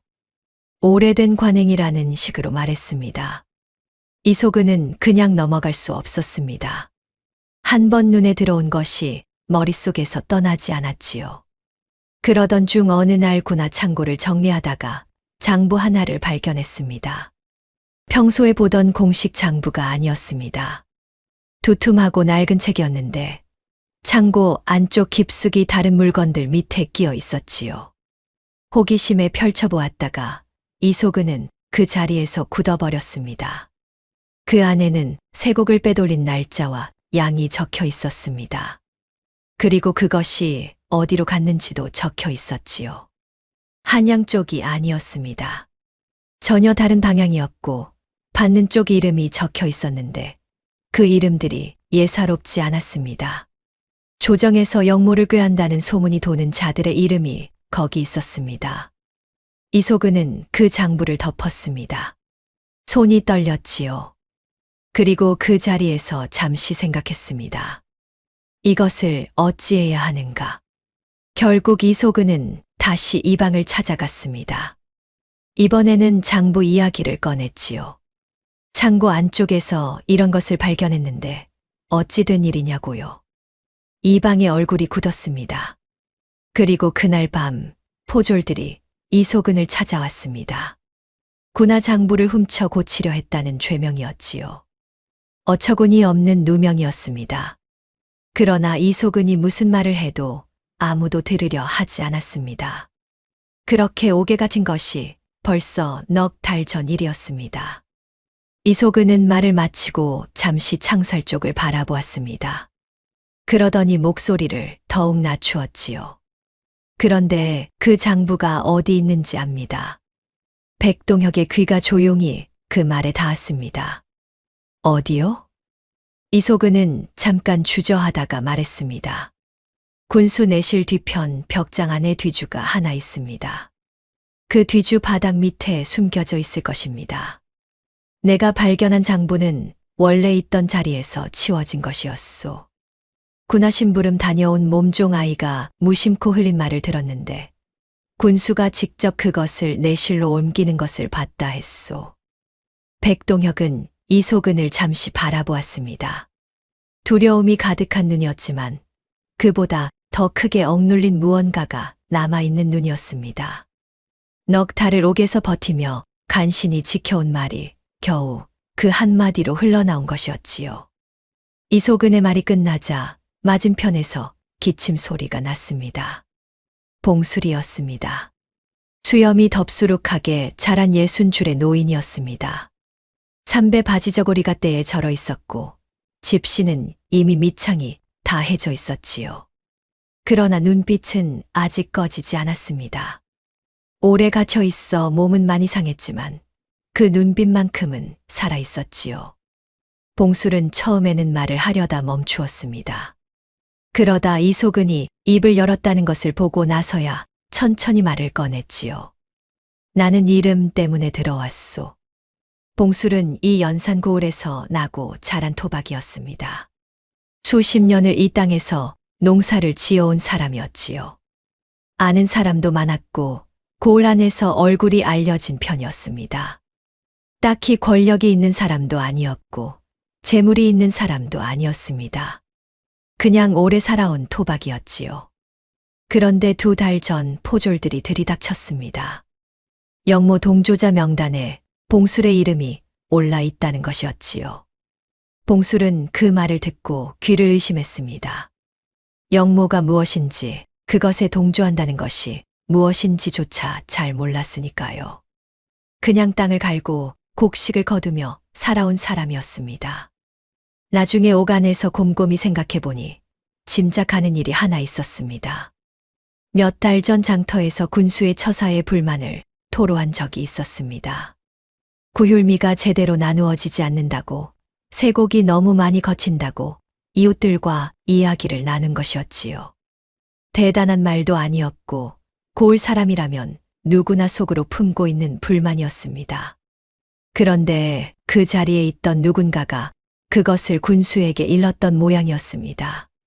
군수에게 불만을 가진 자라는 것이 알려지자 영모 동조자 명단에 이름을 올리는 것쯤은 일도 아니었던 것이지요. 봉술은 말을 마치고 두 손으로 무릎을 짚었습니다. 내가 영모를 꾀했다는 것이 말이 돼요. 글자도 제대로 모르는 늙은 농부가 무슨 영모를 꾀한단 말이오. 목소리에 억울함이 깊게 박혀 있었습니다. 그러나 그 억울함을 터뜨릴 곳이 없었지요. 2달 동안 그것을 삼키며 살아온 사람의 목소리였습니다. 백동혁은 두 사람의 말을 들으며 마음속에 하나씩 새겼습니다. 이소근이 발견한 장부, 세곡을 빼돌린 내역과 그것을 받은 자들의 이름, 그리고 그 장부가 숨겨진 곳, 봉술이 아무 이유 없이 영모 명단에 올려진 것. 이 모든 것이 군수 엄치훈의 손에서 이루어진 일이었습니다. 백동혁은 옥 안을 천천히 둘러보았습니다. 억울하게 갇힌 이들이 모여 있는 곳이었지만 이 옥 안에는 군수의 죄를 밝혀줄 산 증인들이 있었습니다. 세곡 횡령의 증거, 영모 문서의 위치, 억울한 누명의 실상. 진실은 군하밖에 아니라 바로 이 옥 안에 있었던 것이지요. 눈먼 노파의 한마디가 자신을 이 자리로 이끌었습니다. 백동혁은 등을 벽에 기대고 조용히 눈을 감았습니다. 창살 사이로 들어오는 밤바람이 서늘했습니다. 멀리서 달구는 소리가 희미하게 들려왔습니다. 새벽이 가까워지고 있었지요. 내일 아침이 오면 모든 것이 달라질 것이었습니다. 그러나 그것이 가능하려면 오늘 밤을 잘 넘겨야 했습니다. 그리고 새벽이 오기 전에 한 가지를 더 확인해 두어야 했지요. 백동혁은 다시 눈을 떴습니다. 그리고 이소근을 향해 낮게 물었습니다. 내실 뒤주 바닥 밑이라 했소. 그 벽장이 내실 어느 쪽에 있소? 이소근은 잠시 생각하다가 대답했습니다. 내실 동쪽 벽이요. 병풍이 하나 쳐져 있는데 그 병풍 뒤에 벽장문이 있소. 백동혁은 고개를 끄덕였습니다. 그리고 다시 눈을 감았지요. 병풍 뒤 벽장. 그 안에 뒤주. 그 뒤주 바닥 밑. 내일 아침 그것을 찾아야 했습니다. 밤이 깊어 적막해졌습니다. 창살 사이로 들어오는 바람이 조금씩 차가워지고 있었습니다. 봄밤이라 해도 새벽 무렵이면 뼛속까지 스며드는 냉기가 있었지요. 이소근은 무릎을 세우고 그 위에 팔을 얹은 채 잠든 것인지 깨어있는 것인지 모를 상태로 앉아 있었고, 봉술은 벽에 등을 기댄 채 눈을 감고 있었습니다. 두 사람 모두 오래 갇혀 있어서 밤을 보내는 법이 몸에 익어 있었지요. 백동혁은 잠들지 않았습니다. 등을 벽에 기댄 채 눈을 감고 있었지만 머릿속은 조용히 돌아가고 있었습니다. 내일 아침 일어날 일들을 하나씩 정리하고 있었지요. 군수가 아침에 어떻게 나올 것인가? 이소근과 봉수를 어떻게 처리하려 할 것인가? 그리고 자신이 옥에 갇혀 있다는 것을 알게 되면 어떻게 반응할 것인가? 한 가지는 분명했습니다. 군수 엄치훈은 오늘 아침을 그냥 넘기지 않을 것이라는 것이었습니다. 자객들이 주막에서 자신을 찾지 못했다는 보고가 이미 들어갔을 것이었습니다. 낯선 선비가 사라졌다는 것을 알게 된 군수는 밤새 불안했을 것이지요. 그 불안이 아침이 되면 어떤 방향으로 터져 나올 것인가. 백동혁은 그것을 생각하며 새벽을 기다렸습니다. 멀리서 달구는 소리가 들렸습니다. 한 번, 두 번, 세 번. 날이 밝아오고 있었습니다. 군수 엄치훈은 밤새 잠을 이루지 못했습니다. 자객들에게서 보고가 들어온 것은 밤이 깊어서였습니다. 낯선 선비가 주막방을 잡고 들어갔는데 밤중에 확인하니 방이 비어 있었다는 것이었지요. 어디로 갔는지 흔적을 찾을 수 없다고 했습니다. 엄치훈은 그 말을 듣고 자리에 누웠지만 눈이 감기지 않았습니다. 머릿속이 쉬지 않고 돌아갔지요. 저 자가 고을을 빠져나간 것인가? 아니면 어딘가에 숨어 있는 것인가? 고을을 빠져나갔다면 어디로 간 것인가? 한양으로 올라가 무언가를 보고할 것인가? 생각이 꼬리를 물었습니다. 그러다 한 가지가 마음에 걸렸습니다. 노기만에게 어젯밤 주정뱅이 하나를 옥에 가뒀다는 보고를 받은 것이었지요. 군하 앞에서 소란을 피운 자라 했습니다. 대수롭지 않은 일이라 생각했는데 밤새 뒤척이다 보니 그 두 가지가 이상하게 겹쳐졌습니다. 낯선 선비가 사라진 밤과 주정뱅이가 군하, 옥에 들어온 밤이 같은 밤이라는 것이었지요. 엄치우는 날이 밝기를 기다렸다가 노기만을 불렀습니다. 어젯밤 옥에 가둔 자, 어떻게 생긴 자였느냐? 노기만은 잠시 생각하다가 대답했습니다. 낡은 도포를 입은 30대 사내였습니다. 술이 잔뜩 취해 횡설수설하기에 그냥 가뒀습니다. 엄치운의 눈빛이 달라졌습니다. 낡은 도포를 입은 30대 사내. 그것은 수일째 장터를 기웃거리던 낯선 선비의 행색과 같았습니다. 엄치우는 자리에서 일어났습니다. 얼굴빛이 굳어졌지요. 당장 옥에 가서 그 자의 얼굴을 확인하라. 노기만이 급히 물러났습니다. 그리고 잠시 뒤 돌아와 보고했지요. 낯선 선비가 맞는 것 같습니다. 지금 자고 있습니다. 엄치우는 한동안 말이 없었습니다. 창 밖을 바라보며 생각에 잠겼지요. 그러다 천천히 입을 열었습니다. 오늘 아침 옥에 갇힌 자들을 모두 관마당으로 끌어내라. 노기만이 고개를 들었습니다. 오늘 말씀이십니까? 올해 처결을 미뤄온 죄인들이다. 오늘 백성들 앞에서 죄를 묻겠노라. 노기만은 군수의 말뜻을 알아들었습니다. 그 안에 갇힌 자들, 이소근과 봉술은 군수의 비밀을 알거나 의심하는 자들이었습니다. 그리고 이제 낯선 선비까지 그 안에 있었지요. 백성들 앞에서 저들에게 죄를 씌우고 곤장을 치면 저들의 입은 영영 닫힐 것이었습니다. 그리고 그 모습을 본 백성들도 앞으로는 더더욱 입을 다물게 될 것이었지요. 엄치우는 관복을 차려입기 시작했습니다. 옥색 달령포를 반듯하게 여미고 각대를 두르고 사모를 단정히 썼습니다. 거울 앞에 선 그의 얼굴은 평소와 다름없이 점잖아 보였습니다. 그러나 눈빛만큼은 달랐지요. 무언가를 빠르게 끝내야 한다는 서늘한 결의가 그 안에 있었습니다. 날이 밝았습니다. 밤새 군하 안을 덮고 있던 어둠이 걷히면서 이른 아침 햇살이 마당 위로 번져 들어왔습니다. 아직 구름이 완전히 걷히지 않아 하늘은 제빛 기운이 남아 있었고 아침 공기는 차고 축축했지요. 마당 한쪽에 심어진 느티나무가 봄바람에 가늘게 흔들렸습니다. 포졸들이 움직이기 시작했습니다. 곤장틀이 마당 한가운데로 옮겨졌습니다. 무거운 나무 틀이 땅 위에 놓이는 소리가 마당 안에 둔탁하게 울렸지요. 군하 앞마당에 백성들이 하나둘 모여들기 시작했습니다. 죄인들을 처결한다는 소문이 장터에 퍼진 것이었지요. 사람들은 무슨 일인지 궁금해하면서도 선뜻 앞으로 나서지 못했습니다. 마당 가장자리에 둘러서서 서로 눈치만 살폈지요. 아는 얼굴이 보여도 가볍게 고개를 끄덕이는 것이 전부였습니다.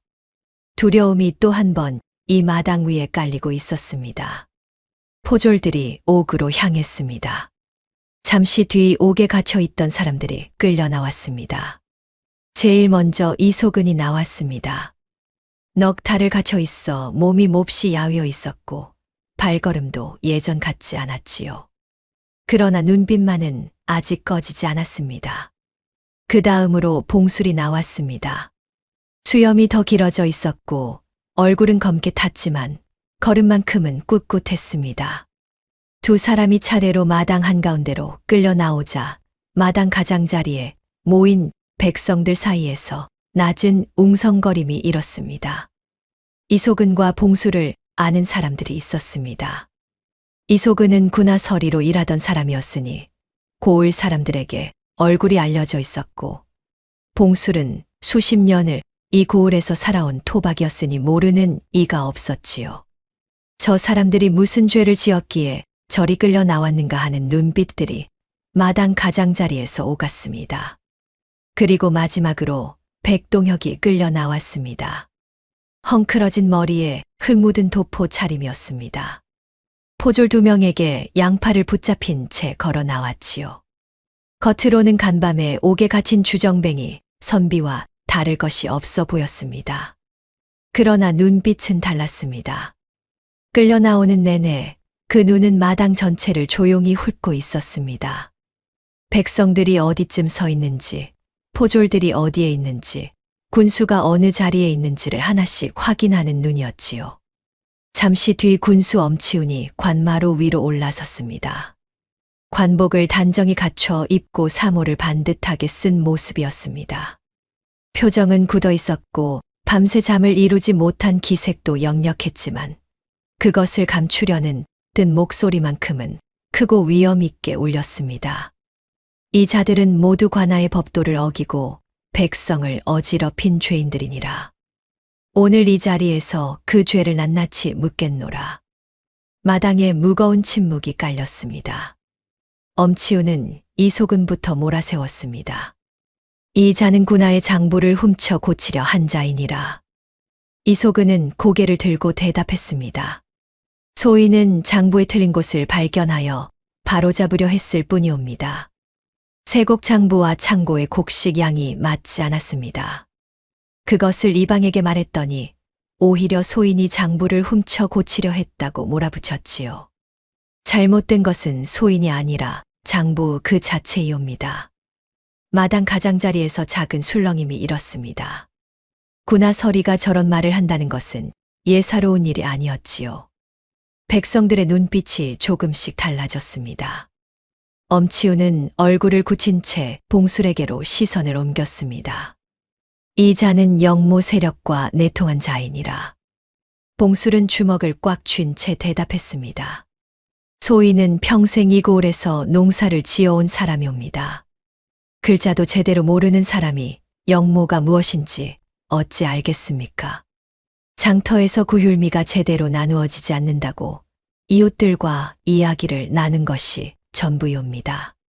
그것이 어찌 영모란 말이옵니까? 마당에 웅성거림이 퍼졌습니다.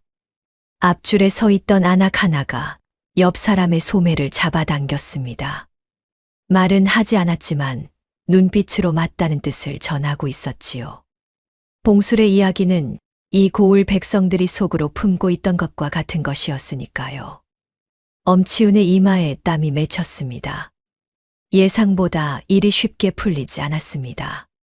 죄인들이 고개를 숙이고 입을 다물고 있어야 하는데 오히려 백성들 앞에서 또박또박 말을 하고 있었지요. 그리고 그 말 하나하나가 마당에 모인 사람들의 마음을 조금씩 흔들고 있었습니다. 엄치훈은 더 이상 하나씩 따지지 않기로 했습니다. 시간을 끌수록 자신에게 불리하다는 것을 느꼈습니다. 이 자들의 죄는 이미 명백하니라. 각자 곤장 50대씩을 치겠노라. 포졸들은 준비하라. 포졸들이 곧장 움직였습니다. 곤장을 들고 죄인들 쪽으로 다가갔지요. 이소근이 먼저 곤장틀 앞으로 끌려갔습니다. 밧줄이 팔에 감기기 시작했지요. 봉술도 차례로 끌려갔습니다. 마당에 모인 백성들은 숨을 죽였습니다. 누군가는 고개를 돌렸고 누군가는 눈을 질끈 감았습니다. 불쌍하다는 것을 알면서도 억울하다는 것을 알면서도 나서는 순간 자신도 저렇게 될 수 있다는 것을 모두 알고 있었지요. 마지막으로 백동혁도 곤장틀 앞으로 끌려갔습니다. 포졸들이 밧줄을 들고 다가섰습니다. 엄치훈은 마루 위에서 팔짱을 낀 채 내려다보고 있었습니다. 노기만은 그 옆에서 죄인들을 차례로 살피고 있었지요. 엄치훈의 눈이 백동혁에게 오래 머물렀습니다. 낯선 선비라는 것은 알고 있었지만 저 자가 정확히 누구인지는 아직 확신하지 못하고 있었습니다. 혹시 한양에서 내려온 자라면 문제가 될 수 있었지요. 그러나 지금은 그런 것을 따질 때가 아니었습니다. 일단 곤장을 쳐서 입을 막아두는 것이 먼저였습니다. 매우 치거라. 엄치훈의 목소리가 마당에 울렸습니다. 포졸들이 곤장을 들어 올렸습니다. 마당에 무거운 정적이 흘렀지요. 백성들은 눈을 감거나 고개를 돌렸습니다. 바로 그 순간이었습니다. 곤장틀 옆에서 밧줄에 묶이려던 백동혁이 천천히 몸을 일으켰습니다. 포졸들이 당황하여 멈칫했습니다. 그 틈에 백동혁은 밧줄을 뿌리치고 조용히 앞으로 걸어 나왔지요. 헝클어진 머리도 흙 묻은 도포도 그대로였습니다. 그러나 걸음이 달라졌습니다. 간밤에 비틀거리던 주정뱅이의 걸음이 아니었지요. 한 걸음 한 걸음 흐트러짐 없이 마당 한가운데로 걸어 나오는 걸음이었습니다. 마당이 순간 조용해졌습니다. 백동혁이 낡은 겉옷을 벗어 던지자 그 안에 비단 관복이 드러났지요. 그리고 천천히 품속으로 손을 넣었습니다. 마당에 있는 모든 사람의 눈이 그 손에 쏠렸지요. 포졸들도 백성들도 마루 위의 엄치운도 그 옆에 노기만도 품속에서 나온 것은 두툼하게 접힌 문서 하나였습니다. 백동혁은 그것을 천천히 펼쳤습니다. 붉은 인장이 찍힌 문서였지요. 임금의 옥새가 찍힌 밀지였습니다. 흐린 날이었지만 그 인장만큼은 이상하리만큼 또렷하게 보였습니다. 그리고 백동혁의 목소리가 군하 앞마당을 가득 울렸습니다. 형조 밀정 백동혁이 임금의 밀지를 받들어 연산고을에 출두하였노라. 그 한마디가 터지는 순간 마당이 뒤집혔습니다. 사방에서 발소리가 쏟아졌습니다. 군하 담장을 넘어 형조의 수하들이 밀려 들어왔지요. 포졸들은 영문도 모른 채 손에 들고 있던 곤장을 떨어뜨렸고 곧바로 무릎을 꿇었습니다. 노기만은 얼굴이 하얗게 질렸습니다. 마루 위에 서 있던 엄치우는 그 자리에서 굳어버렸지요. 한 걸음 물러서려 했지만 다리에 힘이 빠진 듯 마루 끝에 손을 짚고 겨우 버텼습니다. 머릿속이 하얘진 것 같았습니다. 며칠째 장터를 기웃거리던 낯선 선비, 간밤에 옥에 갇혔다던 주정뱅이. 그것이 같은 사람이었고 그 사람이 형조에서 내려온 밀정이었다는 것을 깨닫는 데는 그리 오래 걸리지 않았습니다. 백성들도 술렁였습니다. 처음에는 무슨 일이 벌어진 것인지 몰라 서로의 얼굴만 바라보았습니다. 그러다 밀지를 든 사내를 다시 보았지요. 며칠 전 장터에서 말을 걸던 낯선 선비. 어젯밤 군하 앞에서 소란을 피우던 주정뱅이 선비. 그 사람이 임금의 명을 받고 내려온 밀정이었다는 것을 깨닫는 순간 여기저기서 낮은 탄성이 터져 나왔습니다. 백동혁은 밀지를 거두고 형조 수하들을 향해 명했습니다. 곤장틀에 묶인 자들을 모두 풀어주어라. 수하들이 서둘러 밧줄을 풀었습니다. 이소근이 풀려났고 봉술도 차례로 풀려났지요. 두 사람은 밧줄에서 벗어나자마자 그 자리에 주저앉았습니다. 다리에 힘이 풀린 탓이었지요. 이소근은 두 손으로 얼굴을 감쌌습니다. 봉술은 하늘을 올려다보았습니다. 두 사람 모두 한동안 아무 말도 하지 못했습니다. 백동혁은 수하 하나를 불렀습니다. 군수 내실로 들어가라. 동쪽 벽에 병풍이 있을 것이다. 그 뒤에 벽장문이 있고 벽장 안에 뒤주가 있다. 그 뒤주 바닥 밑을 확인하라. 수하가 곧장군하 안쪽으로 달려갔습니다. 마당에는 잠시 긴장된 침묵이 흘렀지요. 백성들은 숨을 죽인 채 기다렸습니다. 엄치우는 마루 끝에 손을 짚은 채 그 모습을 지켜보고 있었습니다. 얼굴에서 핏기가 사라져 있었지요. 노기만은 군수의 눈치를 살폈습니다. 무언가 말을 하려는 듯 입을 열었다가 다시 다물었습니다. 머릿속이 빠르게 돌아가고 있었지요. 지금 어떻게 하는 것이 자신에게 유리한가를 계산하는 눈이었습니다.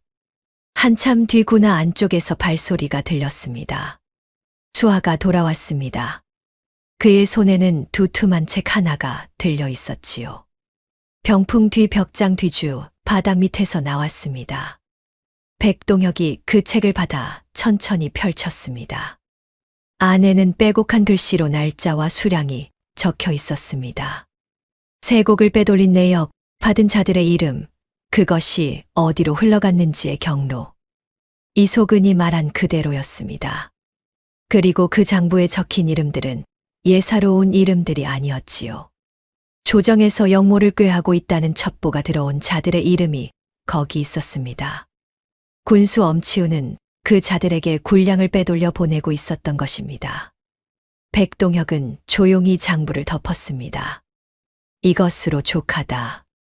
그 말이 떨어지자 마당에 모인 백성들 사이에서 소리가 터져 나왔습니다. 처음에는 낮은 웅성거림이었습니다. 그러다 곧 울음이 섞였지요. 오래 눌러두었던 분노와 억울함이 한꺼번에 터져 나오는 소리였습니다. 누군가는 입술을 깨물었고 누군가는 눈물을 훔쳤습니다. 그동안 말하지 못하고 삼켜야 했던 마음들이 마당 곳곳에서 낮은 탄식으로 흘러나왔지요. 한편 마루 위에 엄치우는 그 자리에 선 채로 굳어 있었습니다. 위세 좋던 목소리도 백성을 굽어보던 눈빛도 사라져 있었습니다. 오래 유지해온 점잖고 위험 있는 표정이 마침내 무너지기 시작했지요. 그 얼굴 아래에 있던 것은 두려움이었습니다. 발각될 것을 두려워하며 수년을 버텨온 자의 마침내 모든 것이 무너지는 순간의 두려움이었지요. 그러다 문득 엄치운의 눈이 노기만에게 향했습니다. 눈빛이 달라졌습니다. 내 놈이 어사를 오게 들인 것이냐? 내 놈이 저자와 짜고 나를 판 것이냐? 노기만은 두 눈이 휘둥그레졌습니다. 소인이요. 소인은 그저 주정뱅이 하나를 옥에 가뒀을 뿐이옵니다. 저자가 밀정인 줄 소인이 어찌 알았겠사옵니까? 거짓말 마라. 내 놈이 아니면 누가 저자를 옥 안으로 들였단 말이냐? 엄치운의 목소리가 갈라질 만큼 높아졌습니다. 지금까지 저질러 온 일들이 한꺼번에 무너지는 것을 느끼자 그 죄를 어떻게든 노기만에게 떠넘기려는 것이었지요. 노기만의 얼굴이 점점 굳어졌습니다. 그동안 노기만은 군수의 명이라면 무엇이든 따랐습니다.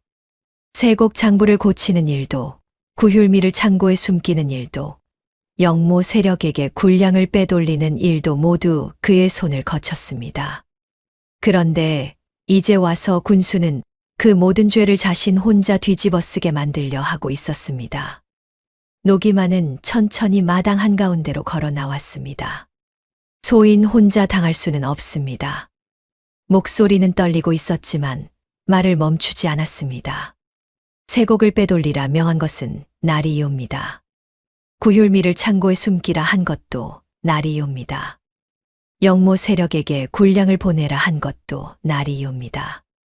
소인은 그 명을 따랐을 뿐이옵니다. 이제 와서 소인 혼자 죄를 뒤집어 쓰라 하시면 소인도 더는 입을 다물 수 없사옵니다. 마당이 조용해졌습니다. 백성들은 숨을 죽인 채 두 사람을 바라보았습니다. 어제까지만 해도 한편이었던 군수와 아전이 위기 앞에서 서로에게 죄를 떠넘기고 있었습니다. 엄치운의 얼굴은 불그락 변했습니다. 이 배은망덕한 놈, 배은망덕이라 하셨습니까? 노기만의 목소리가 높아졌습니다. 소인이 나리 밑에서 한 일이 무엇입니까? 백성들의 곡식을 빼돌리고 억울한 사람들을 옥에 쳐넣고 영모 세력에게 군량을 날랐습니다.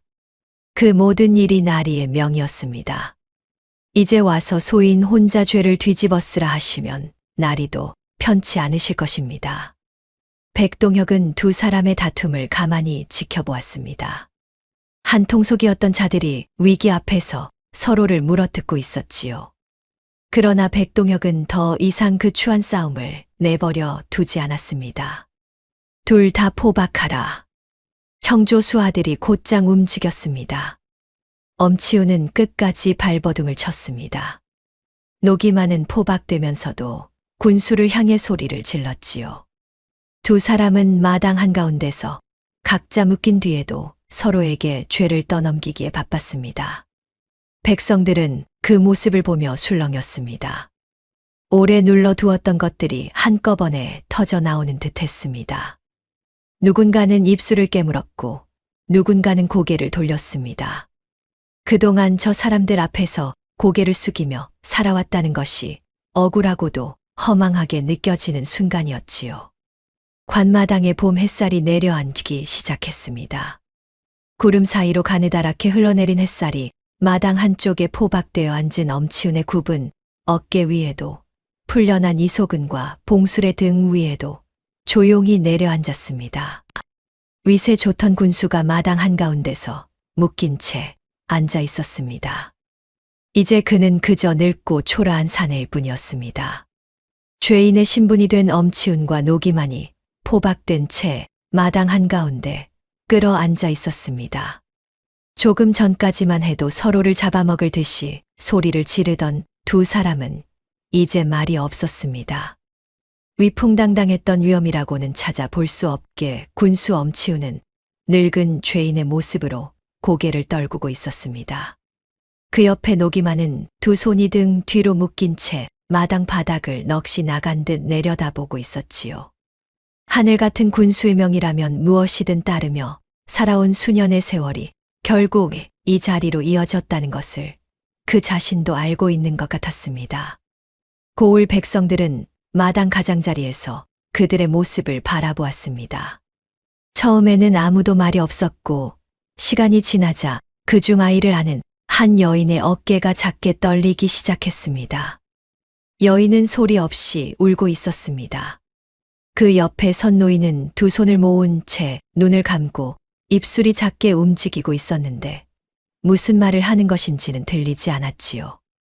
다만 오래 참아온 무언가를 곱씹으며 울분을 참는 모습이었습니다.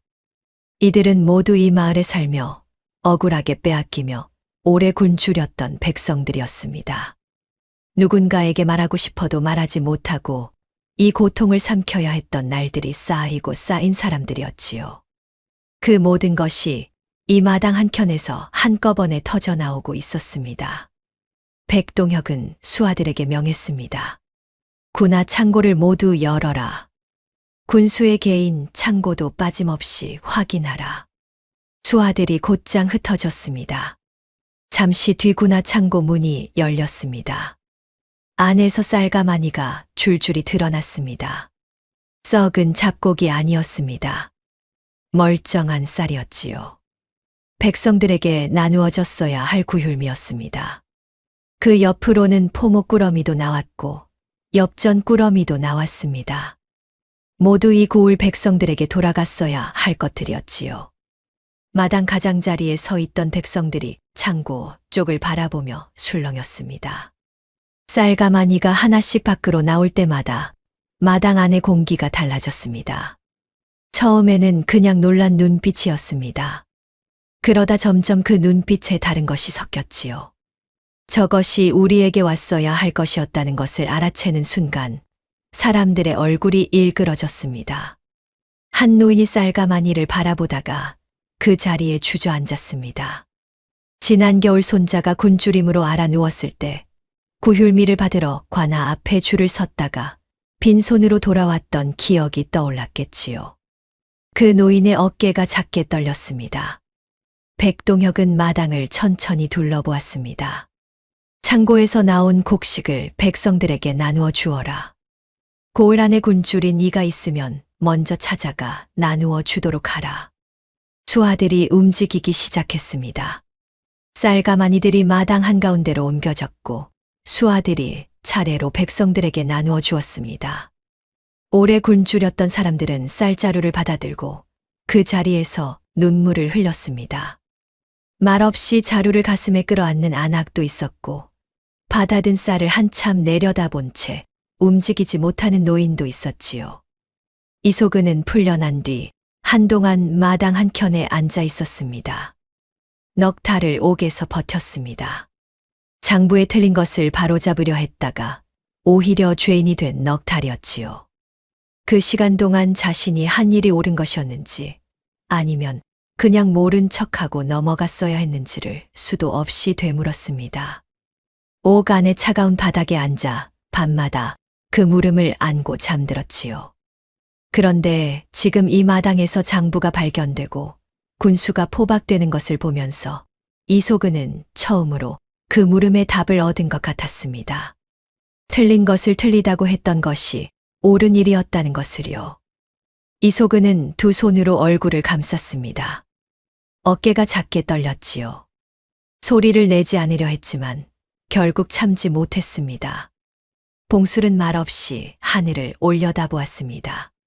두 달을 영모 동조자라는 누명을 쓰고 갇혀 있었습니다. 평생 이 고을에서 살아온 토박이가 영모 동조자가 되는 데는 며칠도 걸리지 않았지요. 억울하다고 소리쳐도 들어주는 이가 없었고 호소할 곳도 없었습니다. 그냥 그 억울함을 품고 하루하루를 버텼습니다. 봉술은 아무 말도 하지 않았습니다. 그저 하늘을 오래 바라보았지요. 눈가가 조금 붉어져 있었습니다. 한편 그 시각 옥부는 장터 귀퉁이 자리에 앉아 있었습니다. 군하 쪽에서 소란이 일었다는 것은 귀로 알고 있었습니다. 사람들이 빠르게 움직이는 발소리, 웅성거리는 목소리, 그리고 마당 쪽에서 들려오는 낮은 탄성 소리들이 장터까지 흘러왔지요. 무슨 일이 벌어지고 있는지 옥부는 어렴풋이 짐작하고 있었습니다. 그 사내가 살아있다는 것도 알았습니다. 자객들이 밤새 주막을 뒤지는 소리, 골목을 달리는 발소리, 그리고 새벽 무렵 군하 쪽에서 나는 소란. 그 모든 소리들이 차례로 귀에 들어왔고 옥부는 밤새 잠을 이루지 못하고 그것들을 하나씩 들으며 기다렸습니다. 날이 밝고 군하 쪽에서 사람들이 웅성거리는 소리가 들려오기 시작했을 때 옥부는 비로소 숨을 내쉬었습니다. 무사히 넘긴 것이었지요. 그러나 옥부는 군하 쪽으로 가지 않았습니다. 그냥 장터 귀퉁이 자리에 앉아 있었지요. 지팡이를 두 손으로 쥔 채 군하 쪽에서 들려오는 소리들에 귀를 기울이면서요. 쌀가마니가 창고에서 나오는 소리가 들렸습니다. 백성들이 쌀을 받아들고 우는 소리도 들렸지요. 포박되는 소리, 수아들이 움직이는 소리, 마당 가득 채워지는 백성들의 탄식 소리. 옥부는 그 소리들을 들으며 오래도록 앉아 있었습니다. 남편 윤석보가 떠올랐습니다. 15년 전 이 고을에서 억울하게 끌려가던 남편의 뒷모습이요. 옥분이 눈으로 본 마지막 장면이었습니다. 그 뒤로는 아무것도 보지 못했지요. 15년을 어둠 속에서 살았습니다. 그런데 오늘 귀로나마 이 소리를 듣고 있었습니다. 억울하게 갇혔던 이들이 풀려나는 소리, 감춰졌던 것들이 드러나는 소리, 오래 눌려있던 백성들이 처음으로 숨을 내쉬는 소리, 남편이 관찰사에게 서찰을 올리려 했던 것도 이런 날을 바랐기 때문이었겠지요. 자신의 힘으로는 어찌할 수 없어서 서찰을 올리려 했고 그 서찰이 닿기도 전에 끌려가고 말았지만 그 마음이 틀리지 않았다는 것이 오늘에야 귀로 들려왔습니다. 옥분의 뺨 위로 무언가가 흘러내렸습니다. 노파는 그것을 닦지 않았습니다. 그냥 두었지요. 군하에서의 일이 어느 정도 마무리될 무렵 백동혁은 수아들에게 뒤실을 맡기고 장터 쪽으로 걸어왔습니다. 옥분이 있을 자리를 알고 있었습니다. 닷새 동안 장터를 드나들면서 그 노파가 항상 같은 자리에 앉아 있다는 것을 보아왔으니까요. 장터 귀퉁이로 돌아서니 과연 옥분이 그 자리에 앉아 있었습니다. 지팡이를 두 손으로 쥔 채 뿌연 눈을 허공에 향하고 있었지요. 가까이 다가가는 발소리를 들었는지 고개를 조금 들었습니다. 백동혁은 옥분 앞에서 멈추었습니다. 그리고 천천히 무릎을 꿇었습니다. 할머니. 옥분은 대답하지 않았습니다. 그러나 고개가 백동혁 쪽을 향했지요. 할머니의 말이 없었다면 오늘 이 일은 없었을 것입니다. 할머니 덕분에 살았고 할머니 덕분에 이 고을의 진실이 드러났습니다. 한동안 침묵이 흘렀습니다. 옥부는 천천히 입을 열었습니다.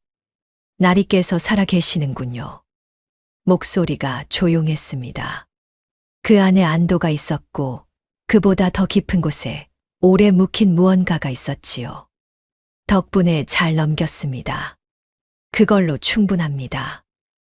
백동혁은 잠시 노파를 바라보았습니다. 낮에는 이미 들었지만 다시 한번 물어야 할 것 같았습니다.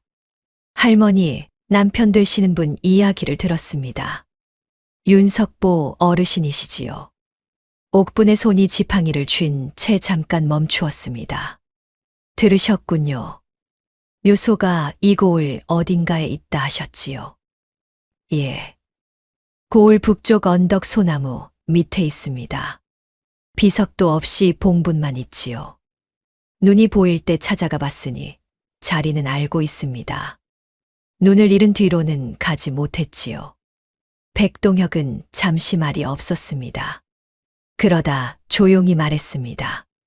한양으로 돌아가 이 고을 일을 보고하고 나면 다시 내려오겠습니다. 그때 묘소에 비석을 세우겠습니다. 억울하게 돌아가신 분이니 그 이름을 제대로 새겨드려야 하지 않겠습니까? 옥부는 한동안 아무 말도 하지 않았습니다. 그러다 천천히 고개를 들었습니다. 뿌연 눈이 허공을 향해 있었지만 그 눈 안에서 무언가가 흔들리고 있었지요. 나리. 예, 할머니. 그 사람이 옳은 일을 하려 했다는 것을 이 고을에서 누군가 알아주었으면 합니다. 제가 눈을 감기 전에 그것 하나만이라도. 백동혁은 고개를 숙였습니다. 반드시 그리하겠습니다. 임금께도 아뢰겠습니다. 옥부는 더 말하지 않았습니다. 지팡이를 쥔 손에 힘이 들어갔다가 천천히 풀렸지요. 노파는 다시 고개를 숙이고 조용히 앉았습니다. 장터 위로 봄 햇살이 내려앉고 있었습니다. 아침부터 구름이 끼어 흐리던 하늘이 조금씩 걷히면서 구름 사이로 따뜻한 햇살이 가느다랗게 흘러내렸지요. 옥분의 굽은 어깨 위에도 다른 집신 위에도 지팡이를 쥔 거칠고 굳은 살 박인 손 위에도 햇살은 조용히 내려앉았습니다. 그로부터 며칠 뒤의 일이었습니다. 엄치운과 노기만은 형조 수하들에게 이끌려 한양으로 압송되었습니다. 억울하게 갇혔던 이소근과 봉술은 석방되었지요. 고을 창고에서 나온 곡식은 백성들에게 나누어졌고 밀린 쇠곡도 흉년을 이유로 탕감되었습니다. 한양으로 떠나기 전날 백동혁은 옥분을 데리고 고을 북쪽 언덕으로 올라갔습니다. 소나무며 그루가 서 있는 조용한 언덕이었습니다. 봄바람에 솔가지가 가늘게 흔들렸고 소나무 아래에는 봉분 하나가 있었습니다. 비석도 없고 표시도 없었지요. 오래된 봉분이었습니다. 풀이 무성하게 자라 있었고 돌봐주는 이 없이 세월을 보낸 흔적이 역력했습니다. 백동혁이 옥분의 팔을 부축하며 천천히 봉분 앞까지 걸어왔습니다. 옥분은 봉분 앞에 서자 지팡이를 거두고 천천히 무릎을 꿇었습니다. 바닥이 차가웠지만 개의치 않는 것 같았지요. 노파는 한동안 아무 말도 하지 않았습니다. 봄바람이 지나갔습니다. 솔가지 사이로 바람 소리가 흘렀지요. 멀리 고을 쪽에서 사람 사는 소리가 희미하게 들려왔습니다. 장터의 소리, 아이들 소리, 일상의 소리들이었습니다. 옥분이 낮게 말했습니다. 영감, 내가 왔소. 목소리가 조용하고 담담했습니다. 그러나 그 안에 15년이 담겨 있었지요. 당신이 옳은 일을 하려 했다는 것을 오늘에야 이 고을에서 알게 되었소. 늦었지만 그래도 알게 되었소. 바람이 다시 한번 지나갔습니다. 옥분은 손을 뻗어 봉분 위의 풀을 천천히 쓸었습니다. 눈으로 볼 수 없으니 손으로 쓸었지요. 거칠고 굳은 살 박인 손바닥 아래로 차가운 흙의 감촉이 느껴졌습니다. 이제 눈 감아도 되겠소. 그것이 전부였습니다. 백동혁은 조금 뒤에서 그 모습을 바라보았습니다. 더 가까이 다가가지 않았습니다. 그냥 조용히 두었지요. 얼마 뒤 한양에서 임금의 처분이 내려왔습니다.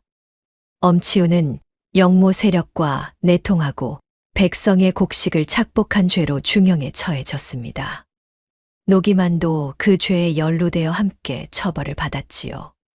억울하게 갇혔던 이소근은 복직되었고 봉술도 아무 죄가 없음이 공식적으로 밝혀졌습니다. 그리고 임금의 명으로 윤석보의 이름이 복권되었습니다. 15년 전 억울하게 씌워진 영모 누명이 공식적으로 벗겨진 것이었지요. 고을 북쪽 언덕 소나무 아래 봉분에는 비석이 세워졌습니다. 백동혁이 약속을 지킨 것이었습니다. 비석에는 윤석보의 이름과 함께 이 고을 백성을 위해 옳은 일을 하려 했던 사람이라는 글이 새겨졌지요. 옥부는 비석이 세워지던 날 그 자리에 있었습니다. 눈으로 볼 수는 없었지만 비석을 손으로 쓸었습니다. 차갑고 단단한 돌의 감촉을 손바닥으로 천천히 느꼈지요. 새겨진 글자 위를 손끝으로 하나씩 짚었습니다. 읽을 수는 없었지만 그것으로 충분했습니다. 그 뒤로도 옥부는 한동안 연산고을 장터 귀퉁이에 앉아 있었습니다. 예전과 다를 것 없는 모습이었습니다. 빛바랜 무명 치마에 옥색 저고리, 낡은 집신, 지팡이 하나. 장터 귀퉁이에 전판을 놓고 앉아 오가는 사람들의 발소리에 귀를 기울였지요. 그런데 장터 분위기가 달라져 있었습니다. 전에는 관아 쪽 이야기만 나오면 사람들이 입을 다물었는데 이제는 달랐습니다. 목소리를 낮추지 않고도 이야기를 나누는 사람들이 생겼지요. 장터를 지나는 사람들의 발소리가 조금 가벼워진 것 같았습니다. 그것이 옥분의 귀에도 느껴졌습니다. 고을 사람들 사이에서는 이야기가 퍼졌습니다. 맹인 점쟁이 할미가 나라의 밀정을 살렸다는 이야기였지요. 눈도 보이지 않는 노파가 귀 하나로 자객의 계획을 알아채고 낯선 사내에게 경고를 건넸다는 것이었습니다. 처음에는 반신반의하는 이들도 있었지만 그날 군화 마당에 있었던 사람들이 하나씩 입을 열면서 이야기는 점점 분명해졌지요. 사람들은 장터를 지나다 옥분의 자리 앞에서 발걸음을 멈추기 시작했습니다. 예전에는 그냥 지나치던 이들이었는데 이제는 고개를 숙이고 인사를 건넸지요. 떡전 안 하기 시루떡 한 조각을 가져다 놓기도 했고 노인 하나가 찐 감자 몇 알을 조심스럽게 내려놓기도 했습니다. 옥부는 그럴 때마다 담담하게 받았습니다. 고맙다는 말을 하기도 했고 그냥 고개를 끄덕이기도 했지요. 크게 달라진 것은 없었습니다. 그냥 예전처럼 귀퉁이에 앉아 발소리를 들으며 하루를 보냈습니다. 다만 한 가지가 달라졌습니다. 예전에는 밤이 되면 빈 초가로 돌아가 혼자 앉아 있었는데 이제는 가끔 고을 북쪽 언덕으로 걸어가는 날이 생겼습니다. 지팡이를 짚고 천천히 언덕을 올라가 소나무 아래 봉분 앞에 앉아 있다가 돌아오는 것이었지요. 얼마나 앉아 있다 오는지는 아무도 몰랐습니다. 다만 그날 저녁 옥분의 얼굴이 평소보다 조금 더 편안해 보인다는 것을 장터 이웃들은 어렴풋이 알아채고 있었지요. 어느 늦봄 저녁이었습니다. 장터가 파장이 되어 사람들이 하나씩 자리를 걷기 시작할 무렵이었지요. 옥부는 그날도 마지막까지 자리에 앉아 있었습니다. 배 보자기를 거두려고 손을 뻗는데 누군가 앞에 서는 기척이 났습니다. 발소리가 익숙했습니다.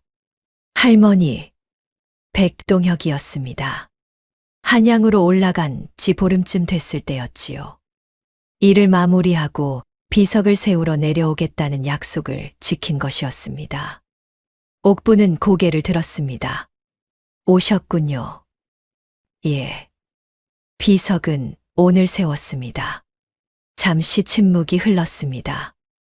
백동혁이 조심스럽게 물었습니다. 할머니, 한 가지 여쭤봐도 되겠습니까? 말씀하시지요. 그날 밤 저를 왜 믿으셨습니까? 제가 나쁜 사람일 수도 있었는데요. 옥부는 잠시 생각하다가 말했습니다. 나리의 발소리 때문이었습니다. 발소리요? 예. 나리는 장터에서 사람들에게 말을 걸 때 발을 멈추었습니다. 상대가 대답할 때까지 기다리는 사람이었지요. 서두르지 않았습니다. 그리고 대답을 들을 때 숨소리가 달라졌습니다. 진짜로 듣고 있다는 숨소리였지요. 백동혁은 말이 없었습니다. 눈이 없으니 발소리와 숨소리로 사람을 봅니다. 그것이 거짓말을 하지 않거든요. 백동혁은 잠시 뒤 낮게 말했습니다. 감사합니다, 할머니. 옥부는 고개를 저었습니다. 제가 한 것은 말 한마디뿐입니다. 나머지는 나리께서 하신 것이지요. 저녁 햇살이 장터 위로 길게 드리워지고 있었습니다. 옥분의 굽은 어깨 위로, 다른 집신 위로, 지팡이를 쥔 손 위로 붉은 노을빛이 조용히 내려앉았지요. 고을 사람들은 오랫동안 그날의 일을 이야기했습니다. 눈이 없어도 보았고, 가진 것 없어도 나섰고, 작은 말 한마디로 한 고을의 어둠을 걷어냈다고요. 눈먼 신통이라는 이름은 그렇게 이 고을 사람들의 마음속에 오래도록 남았습니다. 옛말에 이런 말이 있습니다. 눈으로 보는 것이 전부가 아니라고 하지요. 때로는 보이지 않는 것이 더 많은 것을 보기도 한다고요. 옥부는 눈을 잃은 날부터 다른 눈으로 세상을 보기 시작했습니다. 발소리로, 숨소리로, 바람소리로 세상을 읽었지요. 그리고 그 귀가 한 사람을 살리고 한 고을의 진실을 드러냈습니다. 보이지 않아도 알 수 있고, 가진 것 없어도 나설 수 있다는 것. 그리고 그 작은 용기 하나가 때로는 그 어떤 권력보다 강한 힘이 된다는 것을 옥부는 몸으로 보여주었던 것입니다. 오늘 이야기는 여기까지입니다. 오늘도 조선야담꾼의 이야기를 들어주신 어르신들 감사합니다. 다음 이야기도 기다려주시면 더 재미있고 교훈이 있는 이야기로 찾아뵙겠습니다. 구독과 좋아요로 응원 부탁드립니다.